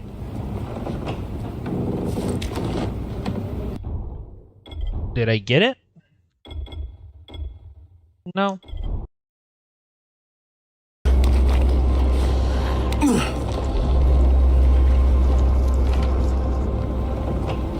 Oh, there it is. Okay, got it. Hey, Dad? It's me. I want to tell you something. Something I've always been afraid to. But it doesn't matter now. Dad, you were the worst man I have ever known. You treated me and Mom like fucking punching bags. Did that make you feel big? Powerful? Well, you're a worthless piece of shit. I hope you die alone, asshole. Oh, that's not a good way to go out. Unfortunately, that's, and that is how he died, all alone by himself. Okay, and number 5 is... Where's number 5? Number 5... Ah, I see it. It is in a peculiar area. Okay. The map says it's here. Which is weird. Well, not here, sorry, here. Okay. It's in the middle of the road. What does the description say? Commode in a little house. Again, with the commodes, bro. So many commodes. There's commodes everywhere. Ah, shit. Okay, I need to reset. There we go. Okay, good. This one? Let's have a look.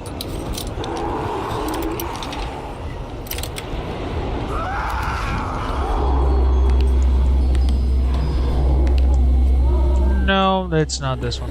Oh, come on. Thank you for showing me your ass.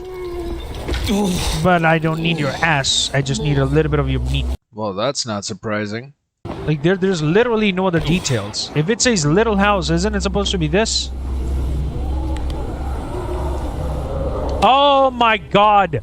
That's not a house. This is a freaking shop. Man, the guide is so inaccurate.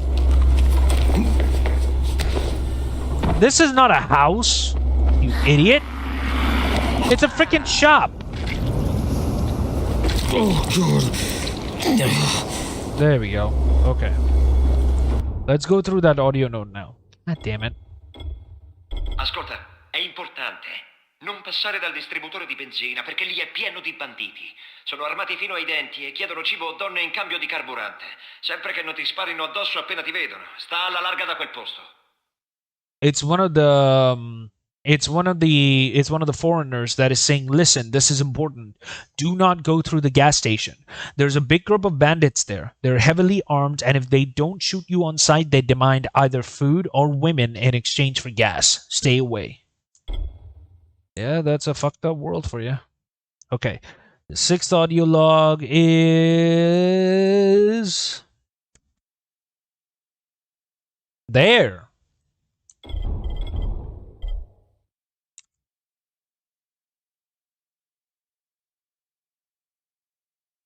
Here. Yeah, here. Right next to a thing. Okay, and it says in the description, on the floor next to the bed on one of the upper floors in the building. Okay. Well, it's gonna be nighttime, so I better hurry.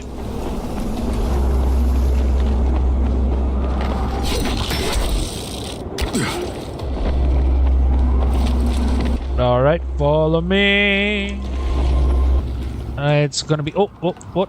No, not that. It said next to the bed on the floor. It said next to the bed. I haven't even found the bed. Where the fuck is the bed? Where does this guy sleep?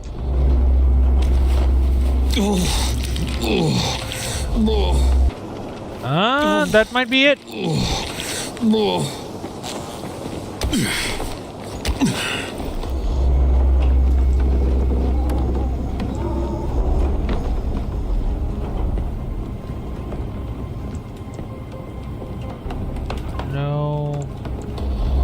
Oh yeah, by the way, this is actually a thing. So this is one of the main missions. This happens in one of the main missions. You go here because you're trying to meet Jade.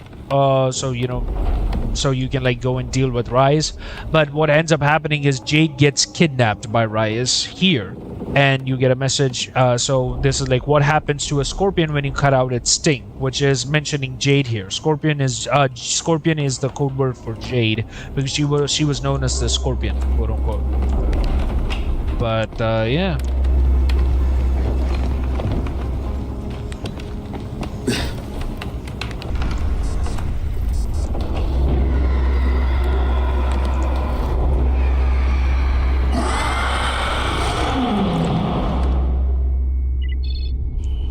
Well, isn't that shit?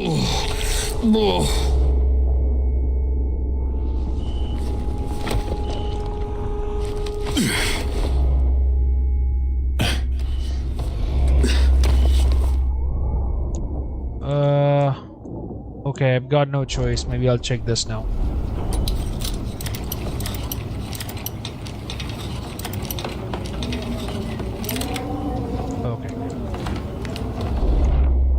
Audio logs? Nope. God damn it.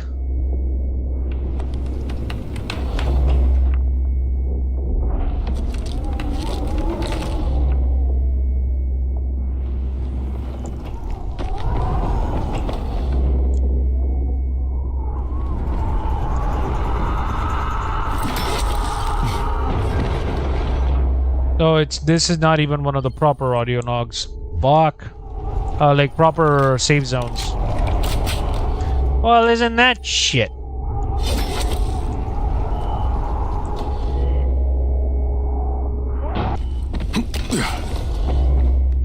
I get a bed? There we go. Thank you.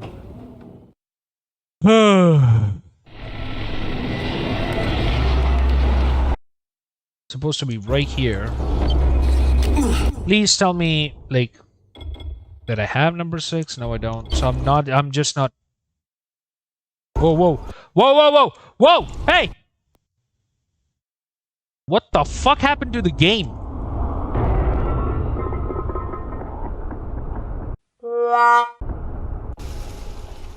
I like bugged out or something, and my guy just walked right into the abyss. Okay, apparently the game's gonna kill me once for the sake of clips. I don't know. Where is the audio log that I'm looking for? Nope. It said next to the bed. Oh, there it is. Finally found it. Okay, let's listen to this one. Mama, they don't want to let us out. I'm scared. The radio says it'll be fine, but I don't believe them. Mama, please get me out of here. The little one keeps crying. I'm so stressed. My milk has gone dry, and I have to feed him the artificial stuff. But I'm running out of that too. Mama, get me out of here. Oof. That. It's like the more you get to know, the more horrifying. So this is during the outbreak. So what she's talking about, and this is something to talk about, is when the Harran outbreak happened, right? When the outbreak happened in the Harran city and humans were turning into zombies, the military created a firewall. Well, not a firewall, but more like a quarantine area of the entire city. So basically, Harran, the entire city, has been cut off from the entire country of Turkey. It is completely been quarantined. So that's what she's talking about, that they don't want to let us out. The military had completely locked the place out because they had no idea how to deal with the infection. It was because it was going so out of control. And she's, the little one keeps crying. It's an infant. You can tell. Because she's saying she is stressed and her milk has gone dry. This happens in mothers. If they're too stressed, they don't lactate. And if they don't lactate, then there's no milk to give to the child. Therefore, the child has to depend on, well, not artificial stuff, because it's not really artificial. It's not like all chemicals. Artificial is when it's all chemical, but it's not all chemical. But yeah, it's like they have to depend on the milk powder. But since it's like the infection has broke out, the entire city is quarantined, you don't have a lot of that too. So, oh, that's rough. That's rough. Okay. Audio log 7. Mr. 7. How can I find you? Okay, it is right next to number 2, which is actually, if we go down here, should be, is it in the safe house? No, it's not in the 7. It's right here. Okay. This way. Also, while those zombies and those goons are basically fighting each other to death, I'm gonna take this advantage and get out of here. Let's see. Is that it? Is that it? Is that it? Yep. Okay, let's listen to this audio log. Hija mía, sé que me odias y que piensas que soy la peor madre del mundo. Pero ahora que me estoy muriendo, quiero que sepas la verdad. No consentí que le donaras parte de tu médula a Harran porque no eres su hija. ¡Oh! El tío Adrián es tu padre. Búscalo y te lo explicará todo. Oh, that is not a good way. So basically, I'll do the translation voice message here. My beloved daughter, I know you hate me. I know you think I'm the world's worst mother. Now that I'm dying, I want you to know the truth. I did not consent to you donating bone marrow for Hakan, most probably her father, because you're not his daughter. It would not have matched. Uncle Adrian is your father. Go seek him out. He will explain everything. That is not the right way to tell your child. Like, goddamn. I get it that you don't want to, concern your child with your own cheating, but ma'am, I'm sorry, but that is the world's worst mother. Wow. You done fucked up. Like, what? She slept with the brother, then didn't allow the daughter to save her father, like didn't even allow the daughter to know why she couldn't save her father, and then let the father die, and then when she is dying, she decides to tell the truth. Yeah, that is one mistake after another, buddy. That's just that is straight up pure hot garbage right there. That is pure hot garbage right there. Okay. We're actually close to number 8. It's actually right here. It's this one. Boink. Pure hot garbage. Mother is definitely not getting the Mother Award on that one. Oh, okay, this one. Nope.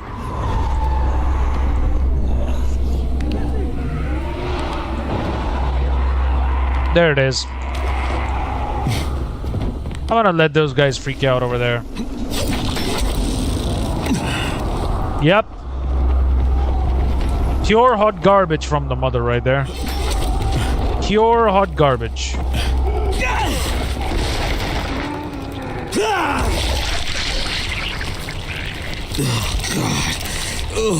Okay, let's listen to this audio log now. Asuka, du musst abhauen. Warne alle, die dir wichtig sind und denen du vertraust. Bring dich nicht in Gefahr. Ich liebe dich. Again, it's like a foreigner telling his daughter or wife, I don't know, but someone. Yeah, it says "I love you," so it could be daughter or wife or like the girlfriend, could be either. Asuka, you need to flee. Warn everyone you deem important and trustworthy. Do not endanger yourself. I love you. Yeah, so like, another foreigner just telling his wife or girlfriend or whoever to just get the fuck off this place at this point, which is understandable. Okay, so 09 is a little far away from where we are right now. It's actually on the other side here. Yeah. It is right here. Okay. How are we doing?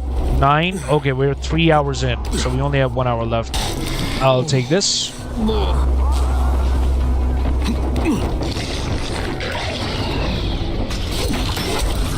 Okay. Ow. Broke my knee.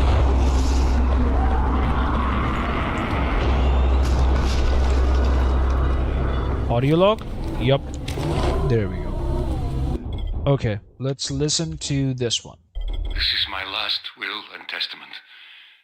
I, Barak Asaman, hereby declare that upon my death, I transfer all of my material assets to my wife, Janissa. My children are entitled to nothing. I declare that I made this will voluntarily and that I am of sound mind. Father issues. The children probably, didn't have a good relationship with the father, so he decided to give everything to his wife, which is understandable, but I don't think your will means anything, my dude. I'm sorry. My beloved, I am recording this while you're asleep. I'm setting out to find us a better hideout and some food. I might not come back. If that is the case, escape north to the old districts. Seek refuge there. Don't wait for me more than 48 hours. I'll do what I can to return to you. I love you. That sucks. So this is, you can tell by the accent, this is actually one of the locals in Harran who made this recording for his wife, I believe, or his girlfriend either. And he probably went out and just never came back because, but I don't remember when I went there, but I do remember a little bit when I went there, and it was a fucking mess. It was carcasses everywhere. So that sucks. All right, audio node 11. Where can I find you, my friend?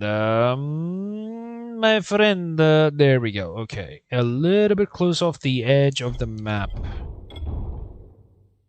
I have to say, I expected these audio notes to be more meaningful. These are just like nothing. Because if that's the case, then it's like the lost notes are more important than the audio or all the audio recordings at this point.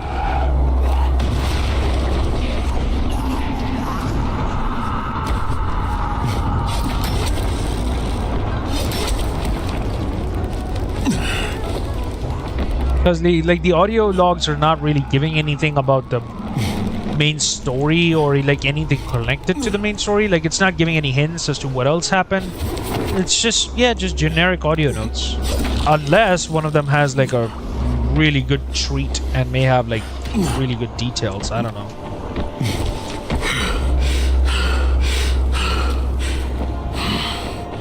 Okay.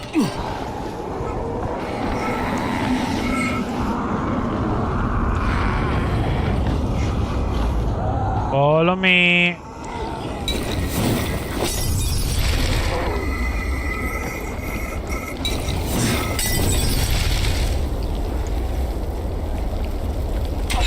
There we go.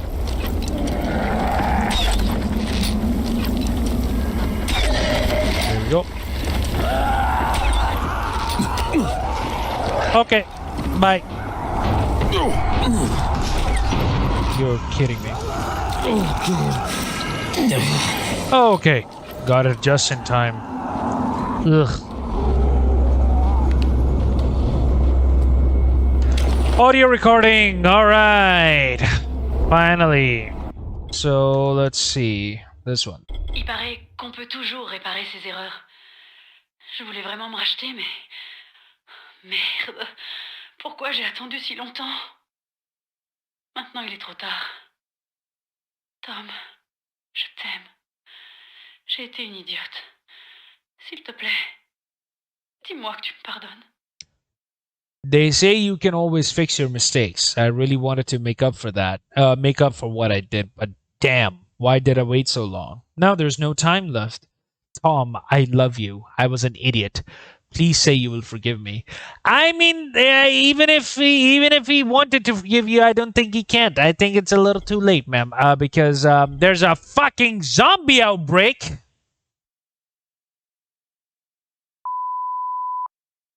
That's happening here. So yeah, good luck. But yeah, I pretty much think the ship has sailed now at this point.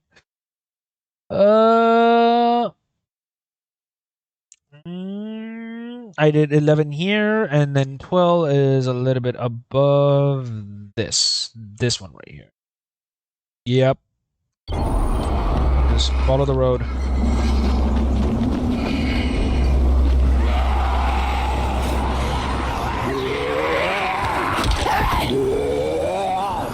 There we go. Are you kidding me? Well, I'm out of here then. Bye. Ow. Ow. This way? No, it will take you to the sewer systems. So not this one, no. This one? Close the door. Yep. Please tell me this actually has like some proper... What words from a poet. In a city imprisoned, where the human mind is dead, by hunger enslaved, where one man is like a wolf to another, and all the sides closed, with a wall surrounded. A nightmare. Okay. Unfortunately, nothing crazy. Hello, Fatma. It's Harran. I've gone downtown and I don't know when I'll be back. I have a score to settle. I've waited for an opportunity for this for almost 3 years. happening is very bad, but perhaps it is also a gift from fate. Either I will do it now, or never. Someone has to pay for their sins. And unfortunately, both sides did. If I remember this audio note, I got it from a location, and I think this has something to do with a guy wanted to take revenge because of a business deal. I don't know. But yeah, in my opinion, you both paid the price for your own sins. You know, for your revenge or whatever, and you for your revenge, the other guy for whatever he did. Number 14. Yeah, these audio logs are they're not that deep. I thought they would have like some lore implications, but not really. It's just side stuff. I don't hate it, but it's a little disappointing. I will say that. I don't hate it, but I think this is the only downside of Dying Light 1 so far. Is that the audio logs, in comparison to the Lost Notes, have literally no story implications whatsoever. You know, what happened that has nothing to do with the outbreak per se.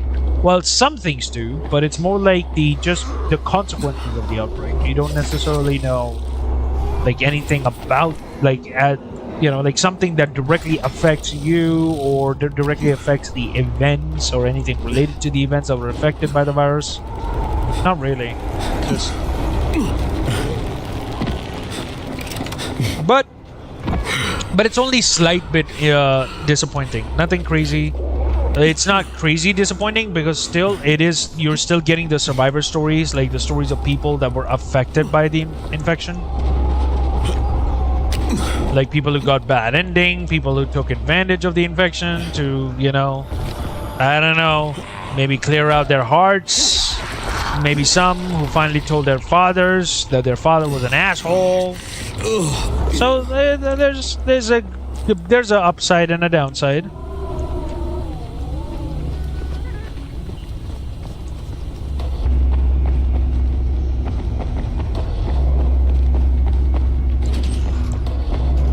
So I need to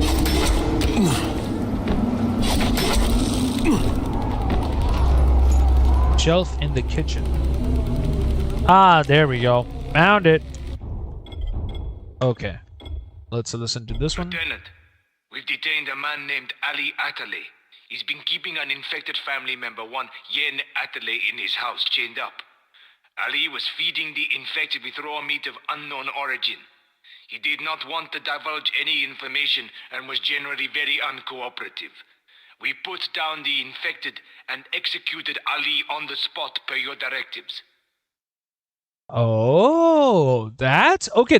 Okay, there we go. See, that's what I was talking about. So that is an interesting piece of info. One of the civilians, instead of allowing just killing his infected family member who turned into a zombie, was instead feeding the zombie with a raw meat, but they don't know where it's coming from. Interesting. And then the military ended up killing them, of course. Killing both of them, the infected and the family member who was saving the infected. But still, there we go. Now we're getting some interesting stuff. Unfortunately, we only have 2 left, so these better have some, hopefully these have some deep lore implications. Because if not, then unfortunately that will be that. There's not much I can say about that, but just disappointing. A lock can be bedside cabinet in the room, on the 2nd floor, in the house, which we can get through the window. Okay. There we go. There we go. Thank you. Oh, come on. Come on! There we go. Thank you. Aha. There we go.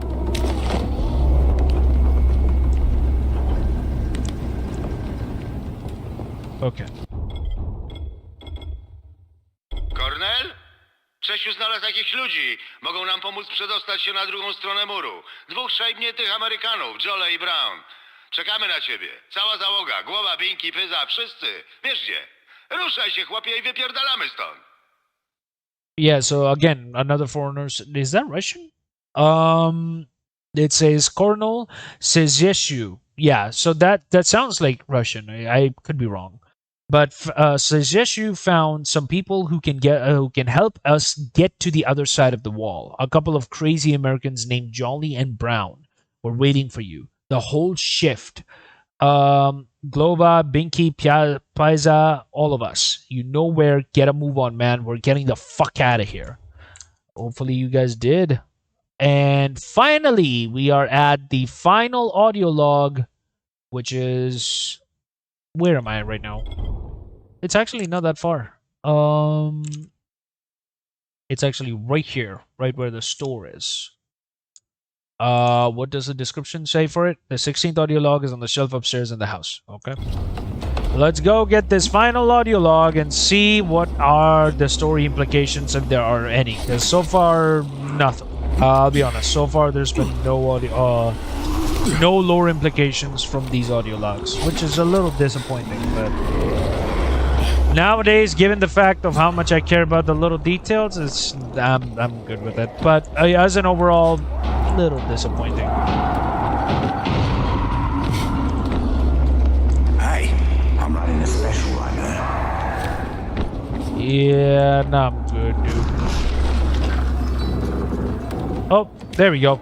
Found the final audio recording. Fingers crossed it has some good story implications, because if it doesn't, then I'll be very, very disappointed.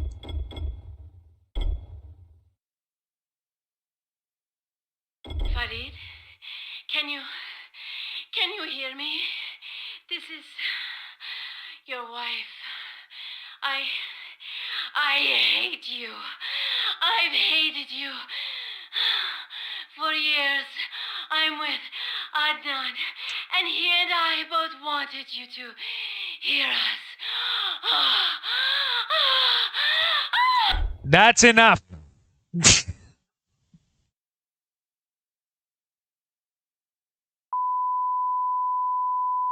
Yeah, I wonder what the hell was I expecting.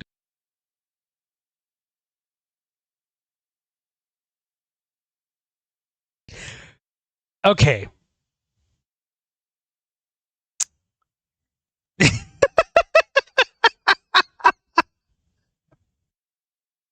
We went through all of that only to listen to a woman moan, because it literally says this conversation happens during the intercourse. The audio recording at the beginning, it literally says this happens at the beginning of the... Yeah, it says spoken during sexual intercourse. So we went through all of that to listen to a woman getting moaning on the phone, getting fucking rammed by the guy that she likes while she is telling her husband how much she hates him. Oh, man. Like, if there was a troll in life, that's one hell of a troll. Can I just say that? Absolute fucking beauty. All right, and we have reached the end of the audio logs. Oh man, God damn it. Let me just see what does the following have in store. Like, is there a good amount of audio notes? If not, or just leaving.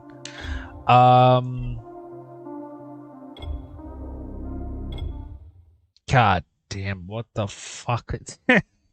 What is that, man? Bruh. Really? Really, Techland? Yeah, that's what I was thinking. Like, I'm trying to see. I'm trying to see if it's like... Oh, shit. Yeah.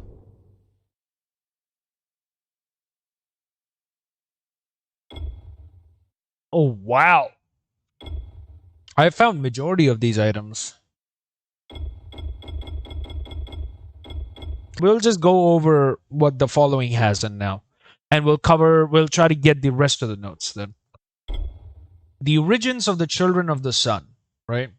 The ancestors of the sub-society that would eventually be known as the children of the sun. So this is a little bit of backstory. The children of the sun was a cult in the following. the dying light the following, there was a cult known as the Children of the Sun, which were known to be immune to the infected. Well, immune to the detection of the infected, very specifically. The Children of the Sun would not get detected by the infected, and they would always carry some sort of a like an oud device. If you guys don't know what an oud is, it's basically like this bowl.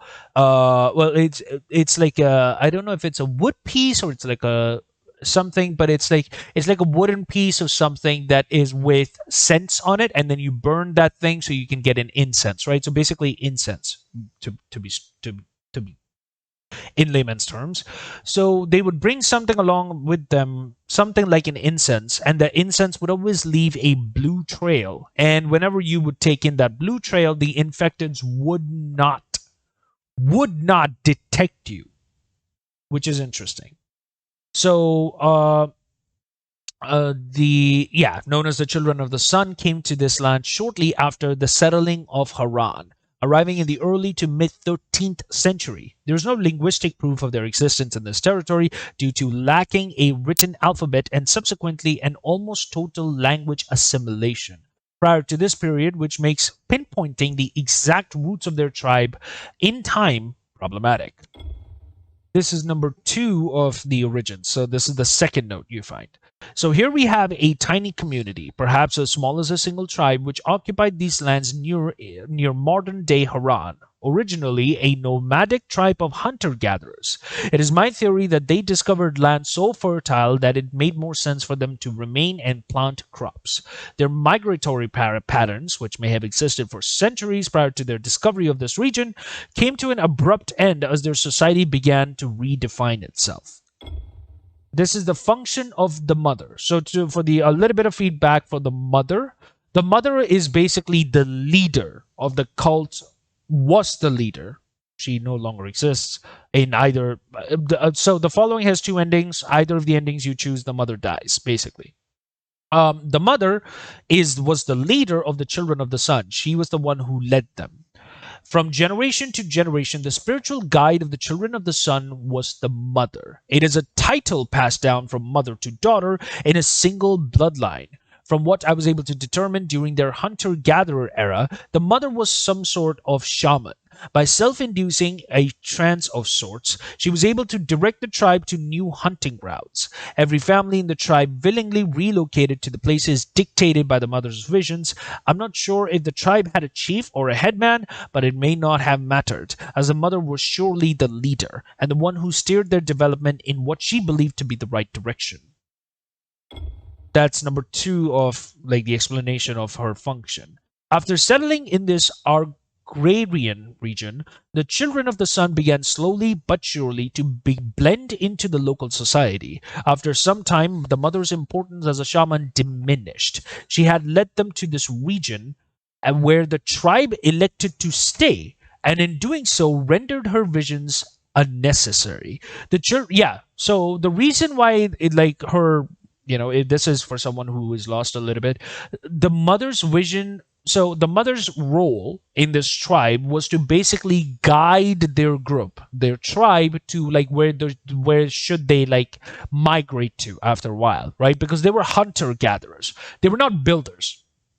They were not farmers. They wouldn't necessarily build anything. They were more like in the sense that they wouldn't build permanent settlements. They would build more like temporary settlements, and then they would migrate from one place to another. So they would keep moving. And the mother's job was to put herself in some sort of a trance to determine which direction they're supposed to go to.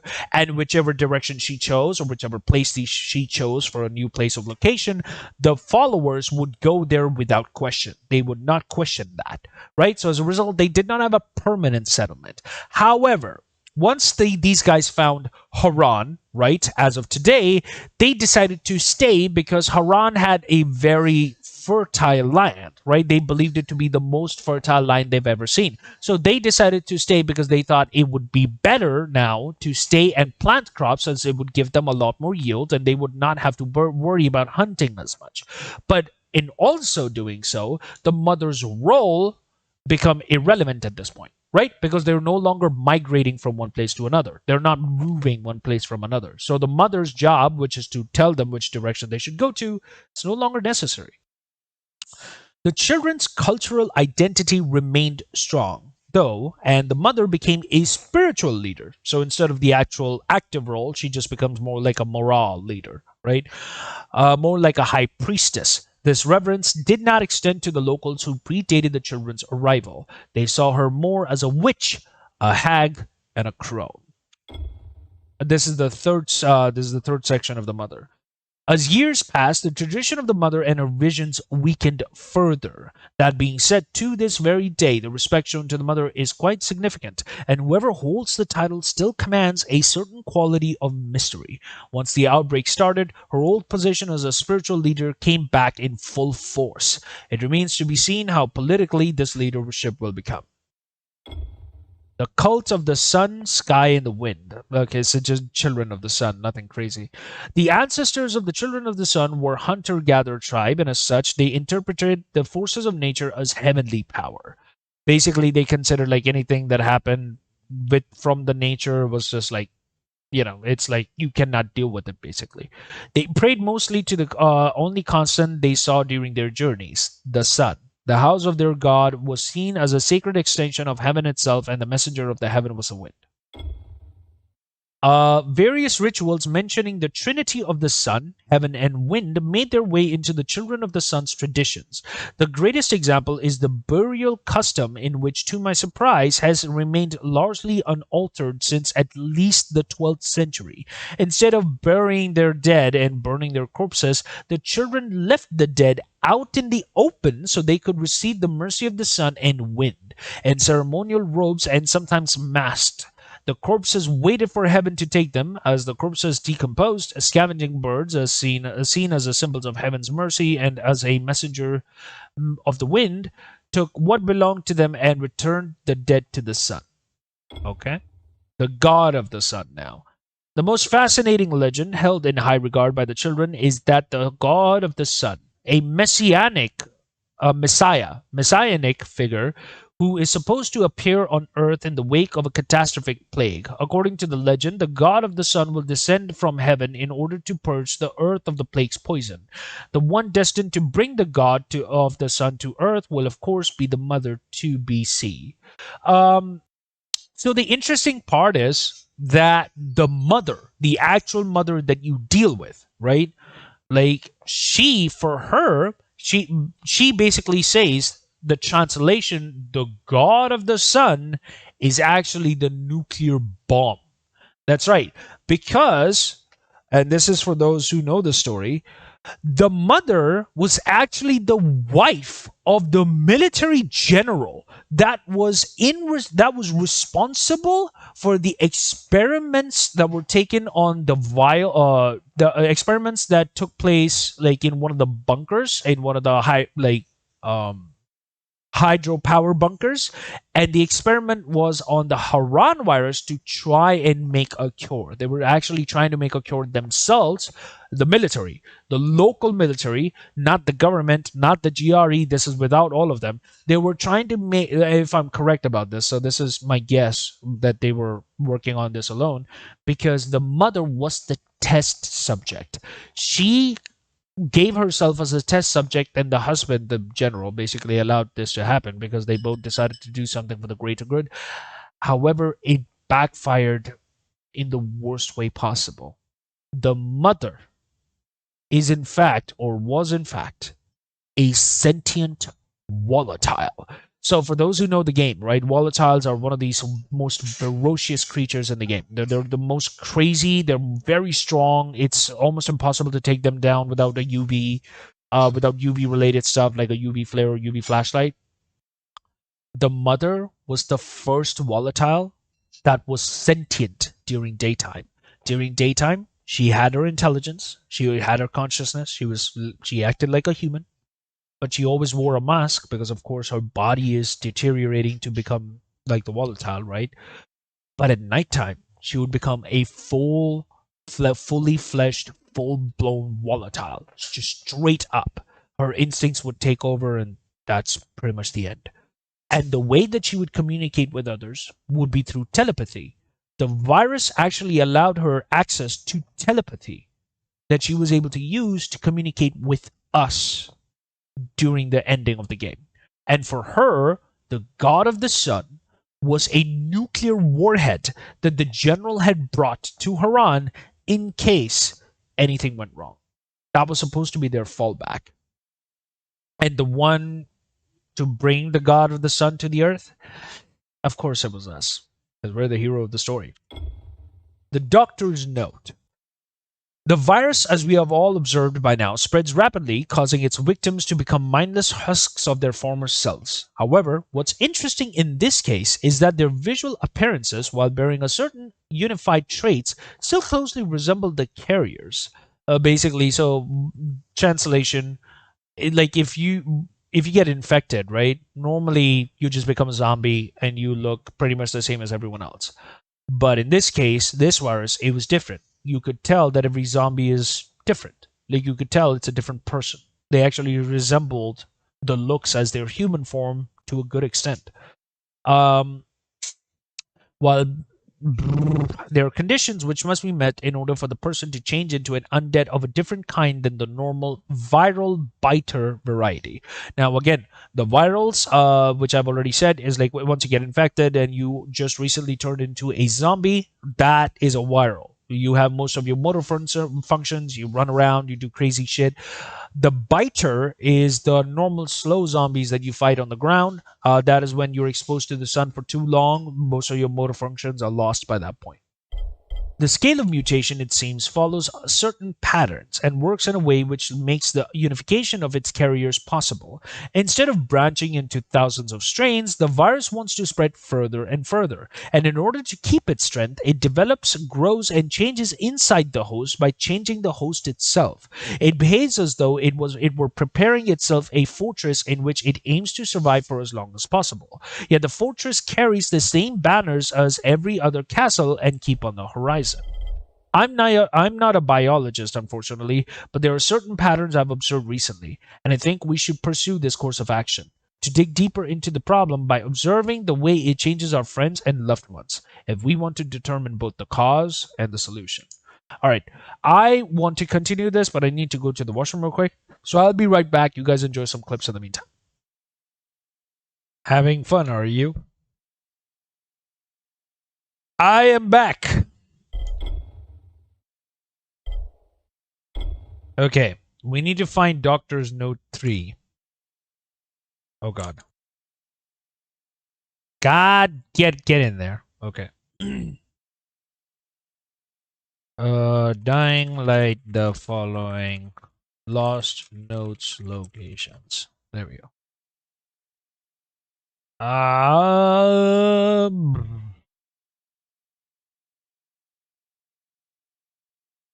There we go.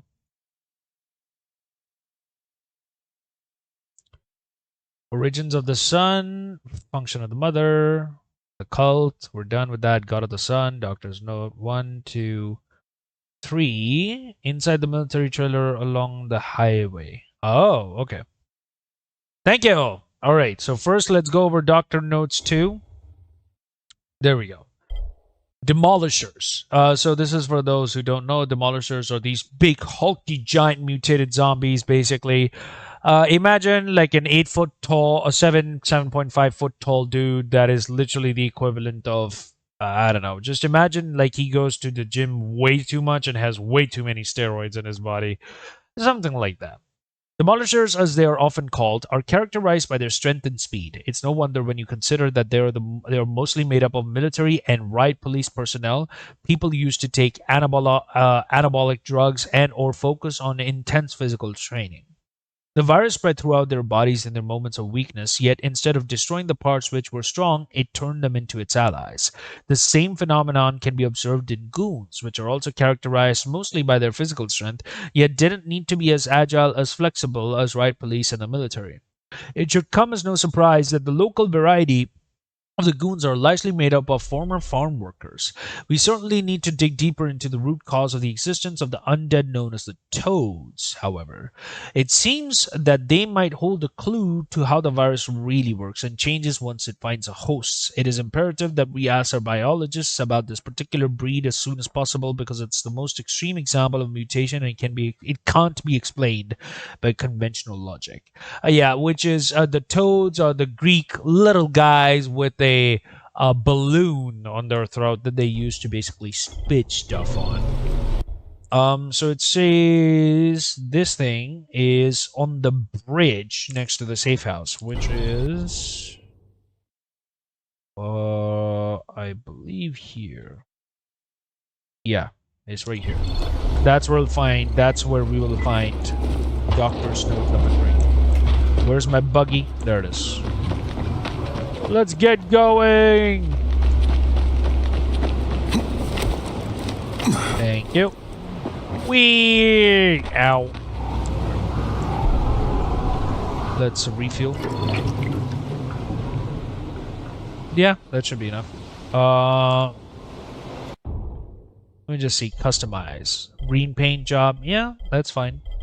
Do they have like a full paint job in green color? Because that would be nice. Nope. Yeah. Okay. UV safe zone. It's locked. Because I don't have the driver level. God damn it. Alright, let's go.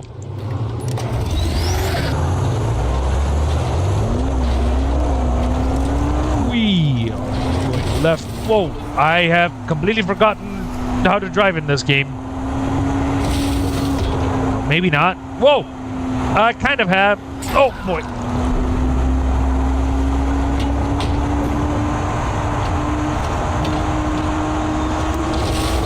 Out of my way. Ow. Okay.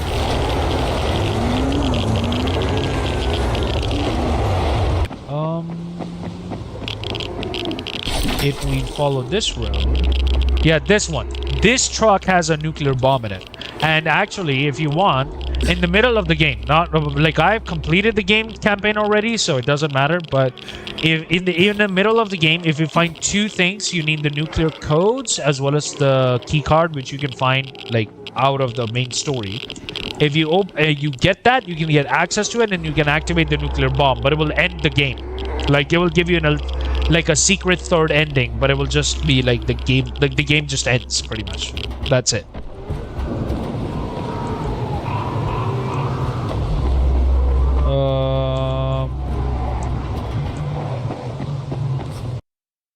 Yeah, the first place a crane needs to go out is the ocean. Northeast of Bilal's gas station is the best place to drive along the road.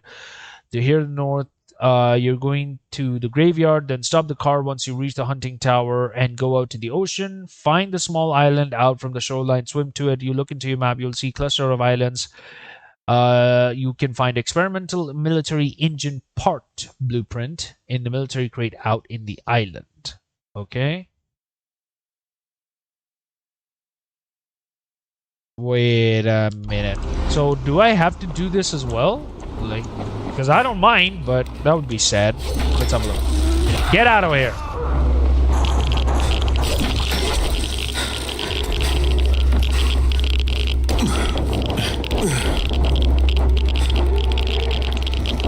Yeah, because this is locked out. So, okay, let's see. Map. Where is the thing? No, these are all just military outposts. Altars. That's the gas station right there. Oh, I see. Okay. It's here? Yeah, I see it now. It's right there.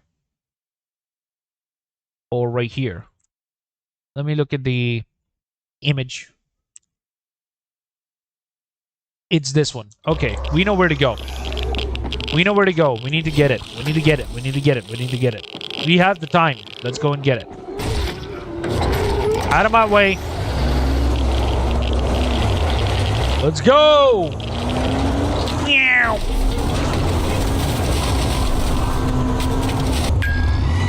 That's it. Yeah, this will have to do. Alright, I'll be back for you, Buggy. One eternity later.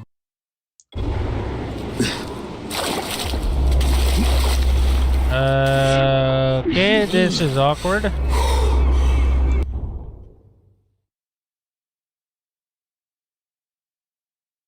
Because I'm in the wrong place. Yay! My brain is stupid. I am fucking stupid. It's right there.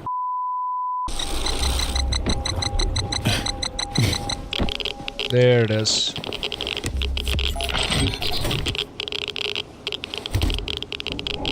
Come on. Open that. The experimental engine part. There we go. Why is there, like, nuclear sounds coming? Oh, that's not good for us now, is it?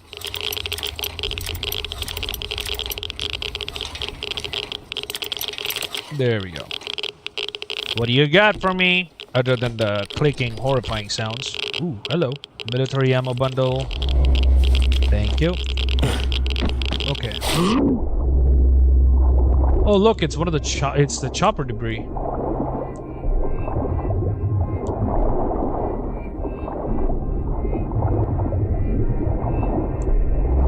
Well, these got freaking ruined. Oh, hello. Please tell me it's not lockpick. Good, it's not. So what secrets are you hiding?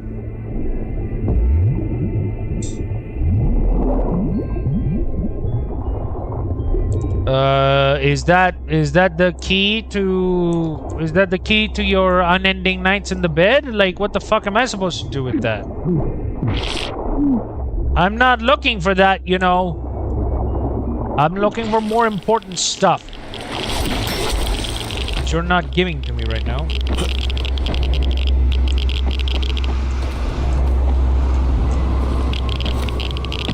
It is still not... I don't understand.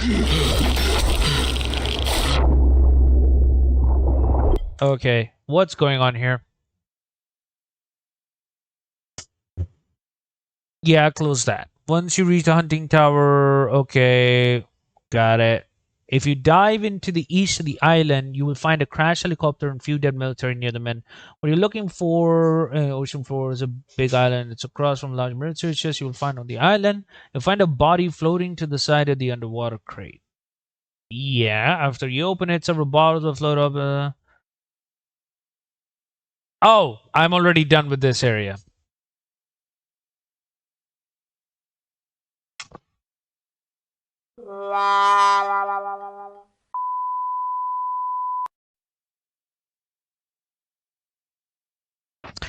Yep, definitely gonna need that coffee now. The second place the crane needs to get to is a set of warehouses to the north of the granary. The crane has to go to the granary to save Acolyte during at the end of the tunnel story quest. You will have to go in the same warehouse. Freaks of nature boss called Behemoth. If the Behemoth is still there at the warehouse, then you will have to either kill him or avoid him. The Behemoth can be stunned easily by dodging. Yeah, that's fine. Which is where? I have no idea about that location, but let me have a look. Now that I am stupid, let's see where that is. Is that near the lower half?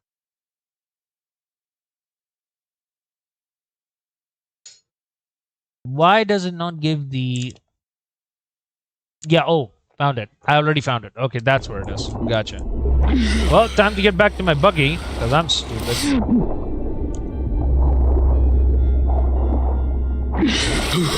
I'm so dumb. I'm so dumb. I already have the nuclear codes. Of course I do. I finished the game, you stupid prick. such a moron. I'm an S-class moron. Can I just say that? I was feeling tired, but now I'm just feeling angry. I'm not feeling hangry. I'm feeling tangry. Tired and angry. How about that for work creations, content creators out there? God fucking damn it. That's a hive! That's a hive! Get the hell out of here.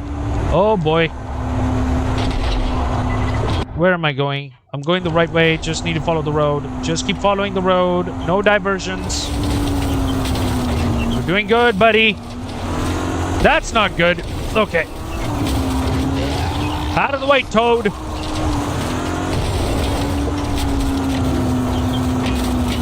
Am I still following the right road? Okay, English. Yes. Kind of. Sorry, coming through. Stranger danger. Out of my way, please. I got places to be. Goodbye. No. Stranger danger. Get out. Thank you. You're low on fuel. Yeah, I will refuel later. That's it.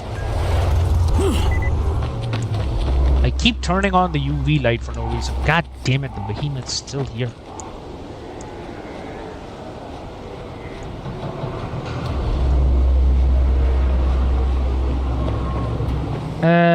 Boy. Yeah, the behemoth is right here. Might as well just get rid of him. Where's my gun? Let me get my hunting shotgun with the heat wave and get the ranger as a replacement. Okay.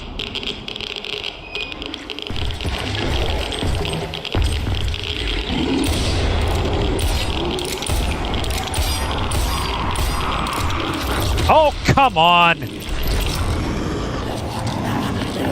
Fuck you!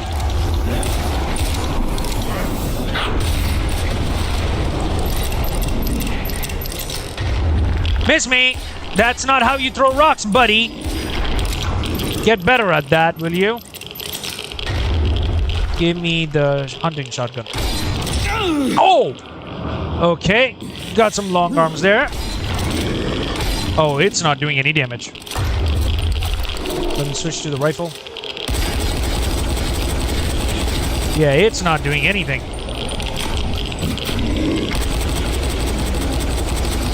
Whoa! Nope. Oh, he's dead, he's dead, he's dead, he's dead. Yep. Get out of here. No. Let me just camouflage for this one. Oh, hello? This one? Yes! Okay, we got the military transport. That should give us access. Ow! Let me see. No. God damn it, get out. Okay. You'll find the military transport key, take it from the crate. Perfect. Now we can go back. What are you looking for? Incredibly random, and I don't know how you could find this without a guide. Dive into the water in the Harran Dam Zone. Activation keycard. We don't need that. We don't need that particularly. We just needed to open the truck so we can get the note. No, thank you. I don't need any Boy Scout cookies. I got places to be. Thank you very much. I have somewhere to be, so I would appreciate if you do not interrupt me. I have to go all the way back here. Leave me alone.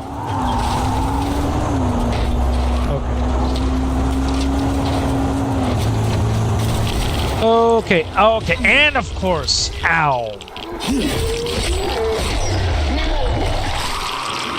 Please. Thank you.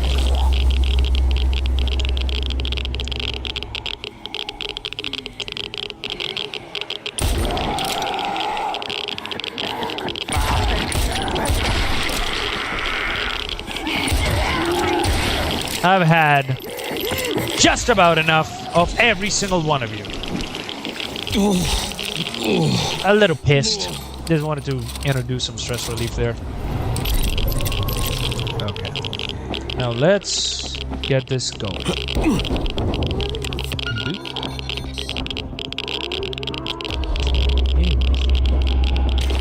So yeah, this right here is what you can activate. It's a nuclear bomb. If you activate this warhead, it will activate a secret, basically, ending. Where it's nothing crazy. You sit down, the Dying Light music plays, and you look at the back. That's it. It's nothing crazy. Okay. Doctor's note number 3, for which I basically destroyed my buggy. The biggest mystery, however, is the volatile, which developed a specific kind of photophobia. It seems as though they are the pinnacle of the virus's evolution, but we can't really discern why the virus would be interested in keeping itself out of the daylight. Maybe the sun itself, our greatest ally, holds an answer to this question? What interests me the most about the volatiles, however, are their hives. I admit this is a far-fetched theory, yet I ask you to keep your mind open to this possibility.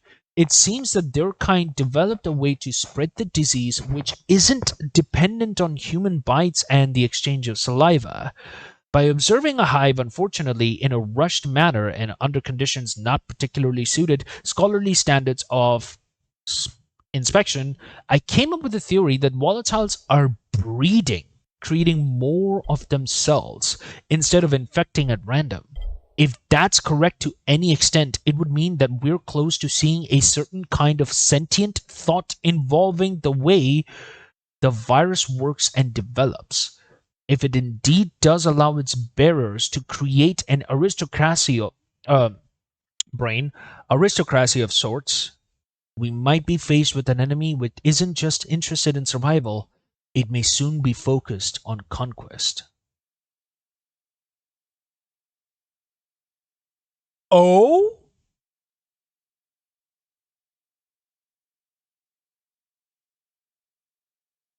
Dude, that is a brain-exploding theory. So, this doctor's saying that his theory is that the volatiles are literally breeding.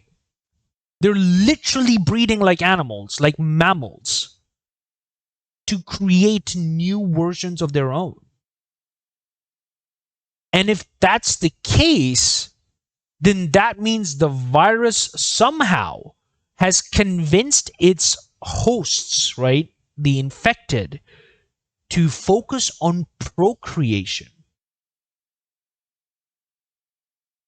Then the virus would no longer be just like, oh, I want to survive and spread as much as I possibly want. But it will be like, I want to expand this empire to take over the world. That's crazy. Doctor's note number 4. What I observed, however, is a strange parallel between the virus and the behavior of the locals in response to the sickness. It seems that given proper circumstances, the immune systems of local people respond in intriguing yet predictable manner, which I had luck to witness in this place. The infection, as we all know by now, turns people into the undead. But even before they're infected, it changes them into similar inactive, passive survivors by forcing them into their own little quarantines inside the quarantine zone. This is both psychological warfare and a show of natural tactical skill. By forcing the enemy into a corner, forcing them to hide, forcing them to fear you and become inactive, they will lose the will to fight and become an easier target. It would not be necessary to fight further in order to spread into the enemy's ranks because they have already been defeated. They might live and pretend that their life isn't close to being over, yet by facing every single day in relative silence and inactivity, they have actually already stopped being the enemy. That is actually a really good statement right there, because that is true. All of the infected survivors that were there in Harran always stayed inside the room and did not want to go out. Well, you can avoid going out, but the problem is then who is going to reduce the number of zombies? No one's going to do that. If no one's going to go out, no one's going to fight the zombies. And if doctor's theory is to go by, we would just allow these volatile hives to keep reproducing unchecked. That would just be a straight up game over for Harran.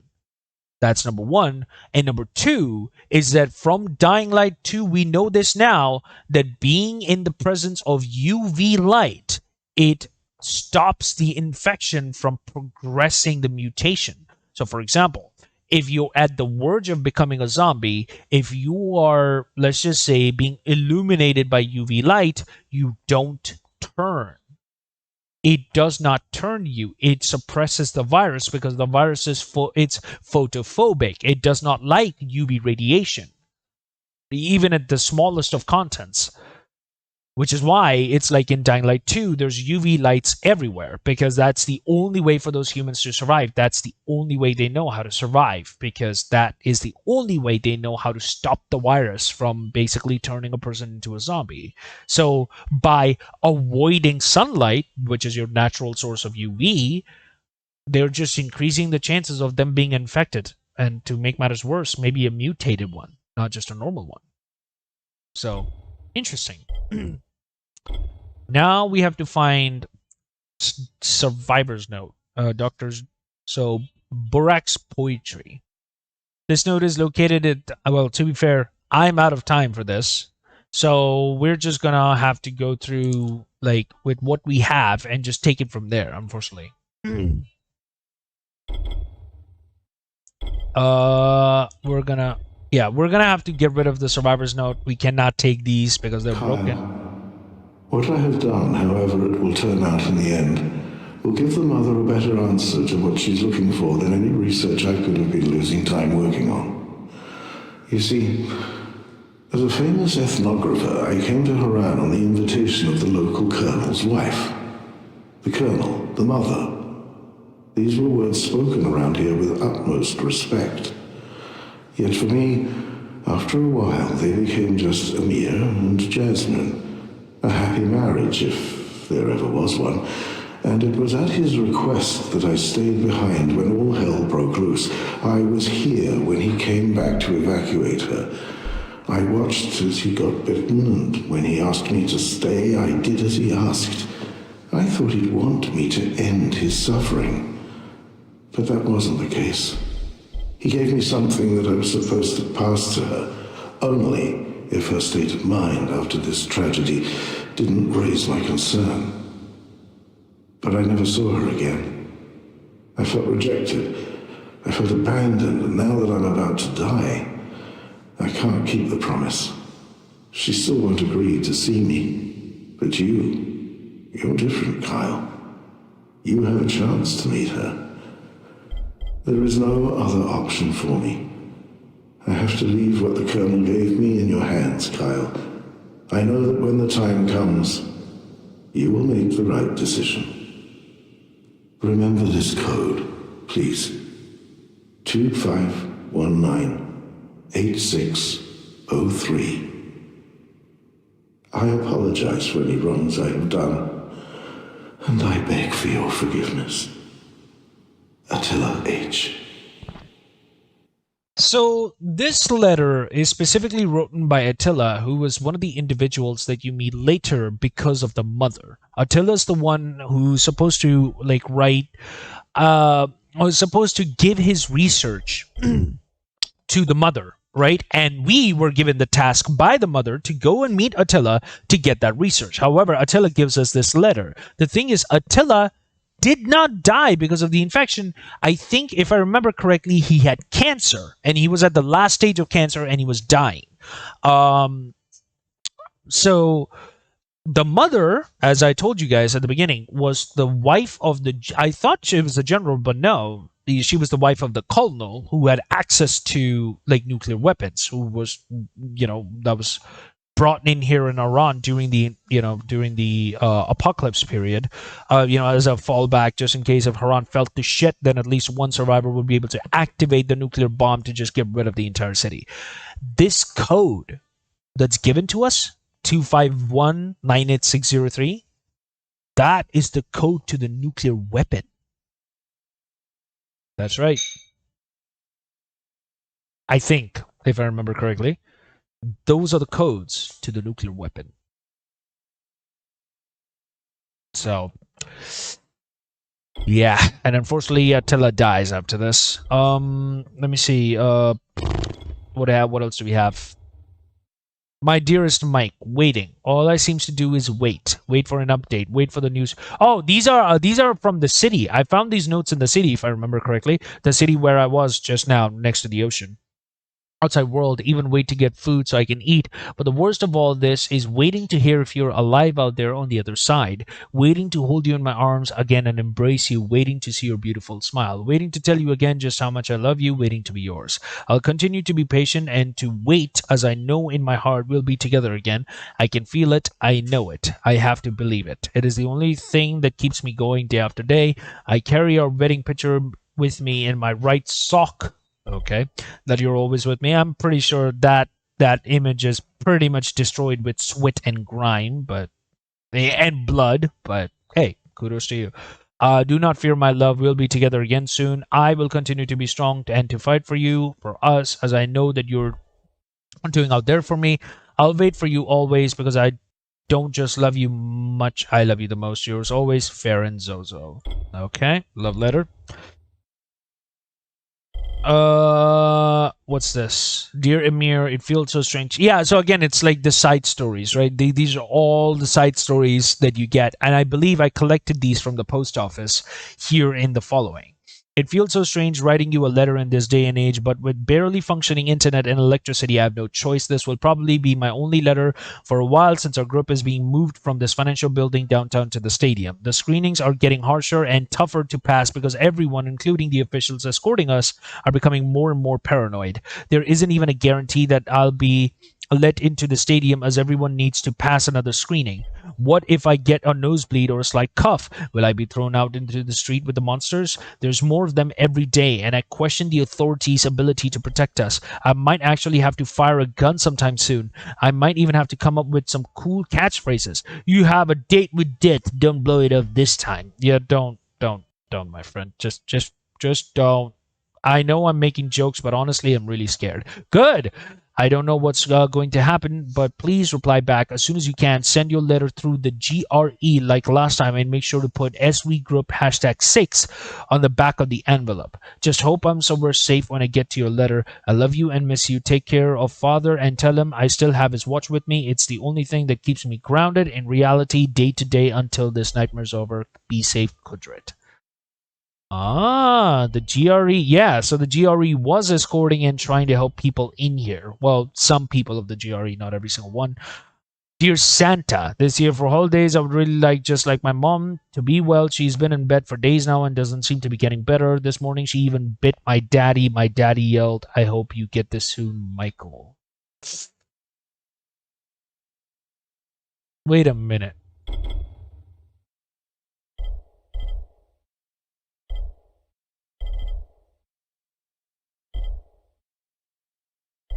No, never mind. I thought the Michael from the first letter that I just read was the child, and this was the mother. But no, the way it's written is for the lover, not for the child. Got it. So the child, Michael, saw his mother bite his daddy. Yeah, that's not good. My darling Eric, Harran has gone to hell and is taking everyone here right along with it. Those horrible creatures are hunting and stalking me in this cold, lonely night. I'm alone and trapped with nowhere to go. My options have run out.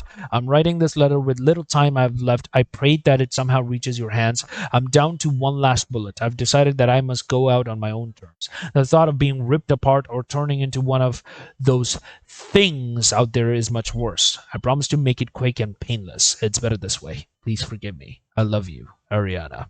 Yeah, that's understandable. Hey there, happy birthday, boy. I bet you thought I forgot, didn't you? No? What did you forget in this zombie apocalypse, ma'am? Or sir? How does it feel to be 10 years old? You still have your whole life ahead of you. I remember when I was 10, I got in trouble for throwing rocks at cars. Your grandma was so mad. Things are boring out there without you and your mom with me. I miss both of you so much. So this is the father. After I was separated from my platoon, I was lucky able to find a zone not too far from home. My bite is looking better every day, so once I get this fever down, I'll be on my way home. Give your mom a kiss from me. I'll be back home soon. I love you, Dad. Second Lieutenant Jason Dill. Dude, that is so sad. The fucking second lieutenant thought that he was okay because the bite mark was getting better, but he was actually infected and just turned. That sucks, dude. Hey, little bro, I'm not sure if you've heard what's happening out there, but things are looking real bad. This is to someone named John. What was planned to be the perfect honeymoon between Carrie and I turned out to be one of the biggest nightmares. Those things got her on one of the first days this started happening, and I couldn't do anything about it. I kept fighting and fighting, but those things kept coming, and I was powerless to do anything. Just when I gave up and thought I was a goner, a guy pulled me out and brought me here. I'm really struggling with all this and even wanting to survive after she was ripped away from me, but I know that you still need your big brother, so I'm going to do everything I can to get to you alive. If I somehow don't make it, I want you to know that I love you and you've always been my best friend, and tell mom and dad that I love them as well. You guys are all I've left in this world, so please watch after yourself and them. Love, Brad. Because look after after Admiral Kitty Whiskers for me a little bit longer. Dude loses his wife in the first day of the honeymoon. That is fucking crazy. Dear Nancy, I've been in this quarantine for a few weeks now, and it already feels like months. Everyone outside has been infected, and everyone inside act as if they're here as well. The screams at night used to keep me awake. Now, when the night is silent, I find I sleep even less. Little to no answer from the guards as to when we can leave or what's even happening outside the quarantine zone. They restrict us from having radio and television. Our only means of contact outside is through the mail, and I pray for the poor bastard that is tasked with delivering our letters is either very compassionate about helping us reach our loved ones, or he is very foolish. Either way, it's not my concern. I can only hope he manages to make the delivery. I miss you and the kids greatly. I find myself dwelling on our memories, playing catch in the backyard, family holidays, making love to you under the stars. Okay, come on now. Too much information! While I try to reflect on the happier moments, it only makes me more depressed. What good are memories if all of them seem to bring you down? Fear not, my love. I'll slip out here tonight. I'll find my way to you. I'm sure this letter will reach you first, but be certain I'm not too far behind.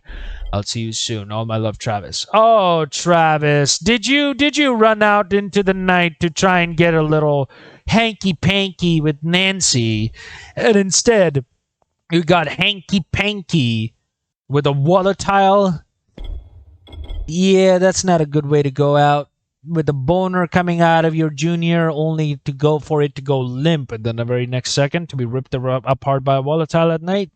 Yeah, that's not a good way to go out, dude. Well, at least the volatile will enjoy the sausage. That's a good thing. To whoever finds this, at first I thought the fear is the worst thing I can experience. Seeing gray, black, and bloody red memories of once living people when closing your eyes, hearing only screams, the sounds of breaking bones, torn apart clothes, and ravenously devoured flesh. Dude, how close were you listening to the fucking thing? Just fucking leave! It's like this guy was like, oh, let me listen to the bones cracking. Like, what the fuck? Bro, they're eating someone alive in front of you. Just get the fuck out of there, or you're gonna turn into food as well. Even though nothing surrounds you but silence, smelling blood and decay regardless of being clean, feeling their filthiest, moist, cold breaths on your neck. Okay, too much information there. While being hidden in a safe place.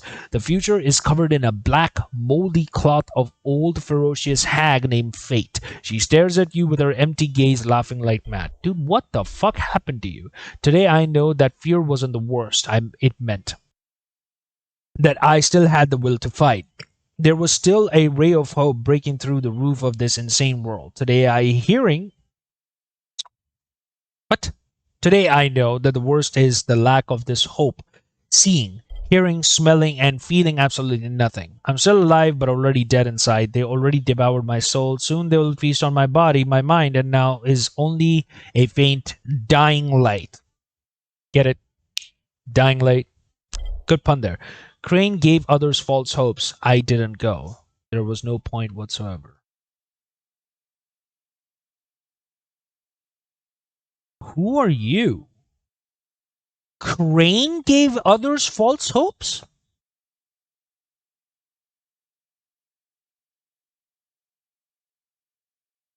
He knows us. He knows Crane. Who is this fucker? Huh? Who are you? What the hell? Okay. So there's a guy that knew Crane, but he just left when Crane was trying to solve the problem? Well, everyone to their own opinions. Hope you survived. Jack, I don't know if this will ever reach you, so maybe this is just for me. I know what it did was the worst fucking thing I've ever done in my life. That's why you left. Most nights after you left, I spent trying to summon up the courage to just dive off my roof, and every night I wimped out. I suppose that if I could summon the balls to end this, I would have had the balls to fix this in the first place. It's gotten really bad here, between the lack of supplies, the disease, and those goddamn monsters, but it's changed me. All I have to do is walk outside and sit. No more bitching out, just a quick end. But I don't want to die. I want to live. I might be no better than the monsters out there, but I want to live to see you again. I don't deserve your forgiveness. I don't want it. I just want to see that you're doing okay. I'll leave this in the post office. It will have the best chance of being found by whoever comes to help. Please stay safe. You're all I have left. Leo. Well, Leo, I got the letter, but I don't know if I helped you or not. Amy, every time I close my eyes, I see your face. It gets in the way of my sleep, which I think would make you laugh. I think that would just offend her. Isn't that supposed to make you sleepier? Because you're more relaxed when you see someone you love's face? Well, unless you're getting horny, then it's understandable, because then your body is... You get the idea. The adults get the idea. This trip was about journalism, about highlighting the disparities between the rich and the poor, but it's over. Now it's just about living. It would be strange to say this in person. You've probably known before I did that I'm in love with you. Our work together over the past year has changed my life, and I was getting up the courage to make my move when the quarantine went into effect. Typical of me. Wrong time, wrong place. You shouldn't have come here with me. I can't stop replaying the bite, your green eyes glazing over, the change... I know I should have ended it for you when you asked, but I couldn't. I'm sorry. I hope someone else did you that favor, but I can't help but think that you're still out there somewhere, wondering. Sending this letter to your address back home seems morbid, but it's all I have to keep me from going crazy. Your twisted face haunts me, and I haven't slept for days. All my love, Frank. Ah, it gets in the way of my sleep. Okay, you know what? Not horny, scary. That's understandable. You know, I get that. I get that. You know, the person that he loved turned into a zombie and that constantly keeps getting into his eyes because he's guilty. Yeah, I get that. That sucks balls, by the way. Dear reader, here's a small word from the quarantine zone. My identity doesn't matter anymore. Hey, good for you. You broke through the wall. That's probably the worst joke I've made so today. I wrote a random address on the envelope, so you are now my friend, a witness of the Harran incident. Oh, okay. Nice to meet you, friend. The people who rule the post office swear the letters we write will reach you. Outside, everyone here knows it's a lie. They just want to give us a last bit of hope. Don't believe the army. Don't believe the governments. Don't trust whatever form of authority you might meet. They all lie. We're doomed. Don't come here. Don't try to save us. Seal the place. Fire the nukes before it spreads even more. Please copy this and broadcast it. This letter is nothing but a farewell and a warning. It might become a piece of history that will eventually end printed on a memorial to testify what happened here. If you find this letter inside Harran, take it with you only if you're absolutely sure to deliver it to a safe spot. No moisture, no fire, no infected, or even better, outside. If you're not sure, if you're contaminated, leave it where you found. Please. Farewell, G. Merlin. Oh, well, at least Merlin knew exactly what was going on. This is the first time in a long time I've woken up without you by my side. Everything happened so fast and not one person in here knows exactly what is going on. So many people have been taken away, never to come back. We're not allowed to leave. What is happening? I'm scared. I wish I knew if you were all right. I'm worried that night might be the last night. That night might be the last night we will ever see one another again. The fight we had, that was my fault. I might not ever get to tell you that. There are so many things I wanted to say and so many things I still want to say to you. I'm hoping you too are in a safe place writing a letter for me. A letter you or I might never get. It is the thought that counts, right? If you do get this, please know that I love you. I will always love you. Jay. Well, Jay, I hope your letter reached. You remember still when we stargazed all night, not getting home till the sun was already up? What about the time when we went to camping? Who the letter is for? Dude, that is not how you write the letter. You first write the name of the person you write the letter to. If you just write the letter, the postman or the postwoman that takes the letter out would think it's for them. How creepy do you think that is? If you're a guy who's writing it and another guy gets it, they would think it's from a girl. It would just become a gay situation in a zombie apocalypse. Why are you doing that? Just write the fucking name. God damn, these guys with their obsessions, with their stupidities, I swear. Not getting home until the sun was already up. What about the time when we went camping and totally forgot both of our sleeping bags? We laughed until we were in tears and then drove all the way back home. Even though those two were the super small moments in our relationship, they were the most moments when I first knew I loved you, Kevin. Okay, finally you wrote the name. That's good. But that is halfway through. Ma'am, please write the name at the beginning. Those were the moments when I could forget about the world. I like how I'm like fucking trashing on these people who are dead. Like I'm such an asshole. When I could forget about the world even for a minute just to be with you. I know you hate when I get super emotional or sappy, but I can't help it. Even after 3 years, you still give me butterflies whenever I see you. You're the best thing that has ever happened to me, and I need you to know that. The sad part is that I don't know when I'll be able to leave. I know that we left on bad terms because you didn't want me traveling all the way here. And I'm sorry, one day we will see each other again. Oh no! She left her boyfriend or slash husband or whatever in another country and came to Harran just for the sake of traveling and she got stuck here? That's rough. Hey Pippi, the phones aren't working here, so I thought it would be a what? So I thought I would be a bit old-fashioned and send you a letter for your birthday instead. I'm really sorry that I couldn't make it back in time. It looks like I'm going to be here for a while. Anyway, sweet 16, huh? I remember when you were all still in diapers, kiddo. I even changed a few of them. Here's Here's the deal. Like I said, I'm going to be here for a while. So since you're practically a grown-up, I need you to take care of Mom and the others for me, okay? Help Mom around the house. Make sure Em and Zoe don't fight too much. Do that for me, sis. And I promise I'll bring home some pretty epic holiday souvenirs, okay? Promise me, because I need you all to be okay. Things are pretty crazy around here. I hope this gets to you. I love you, sis. Tell Mom I love her. Make sure you feed the dog. Don't worry about me. Despite all appearances, apparently I'm a badass, or at least I have a decent amount of luck. So far, anyway. Haha, love you heaps, sis. From Cat. Well, Cat, I hope that badassness or luckinessness saved you, because it doesn't look like much saving in this place. Situation is weird. So, actually, you know what? I'm gonna end the game here, because we are out of time. I need to lay down. I'm fucking blacking out here. But yeah, that pretty much wraps up most of the side stories and most of, or basically all of Dying Light, pretty much, including the following at this point.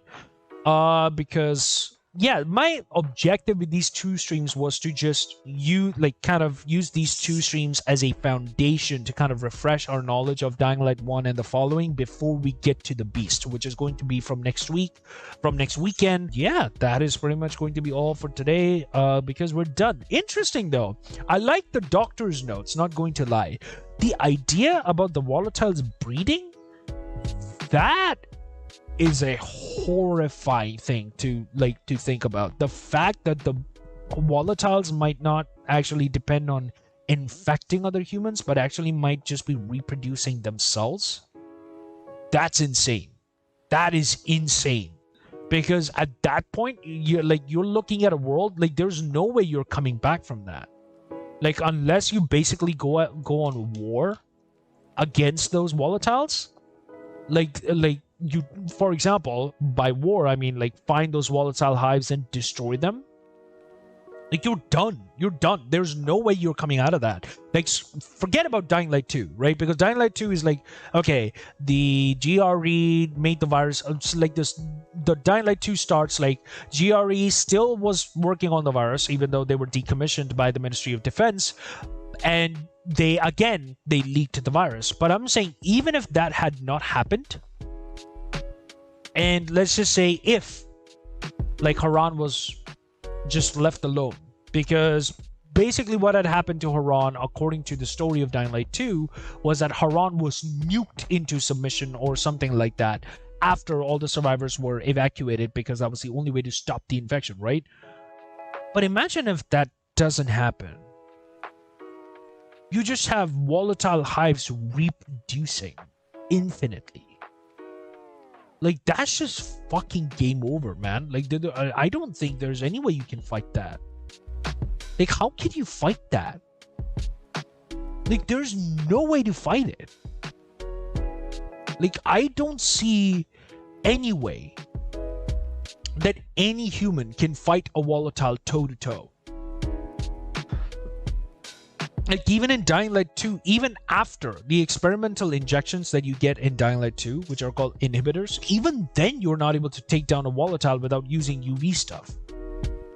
So just imagine that in Dying Light 1, when those inhibitors didn't exist.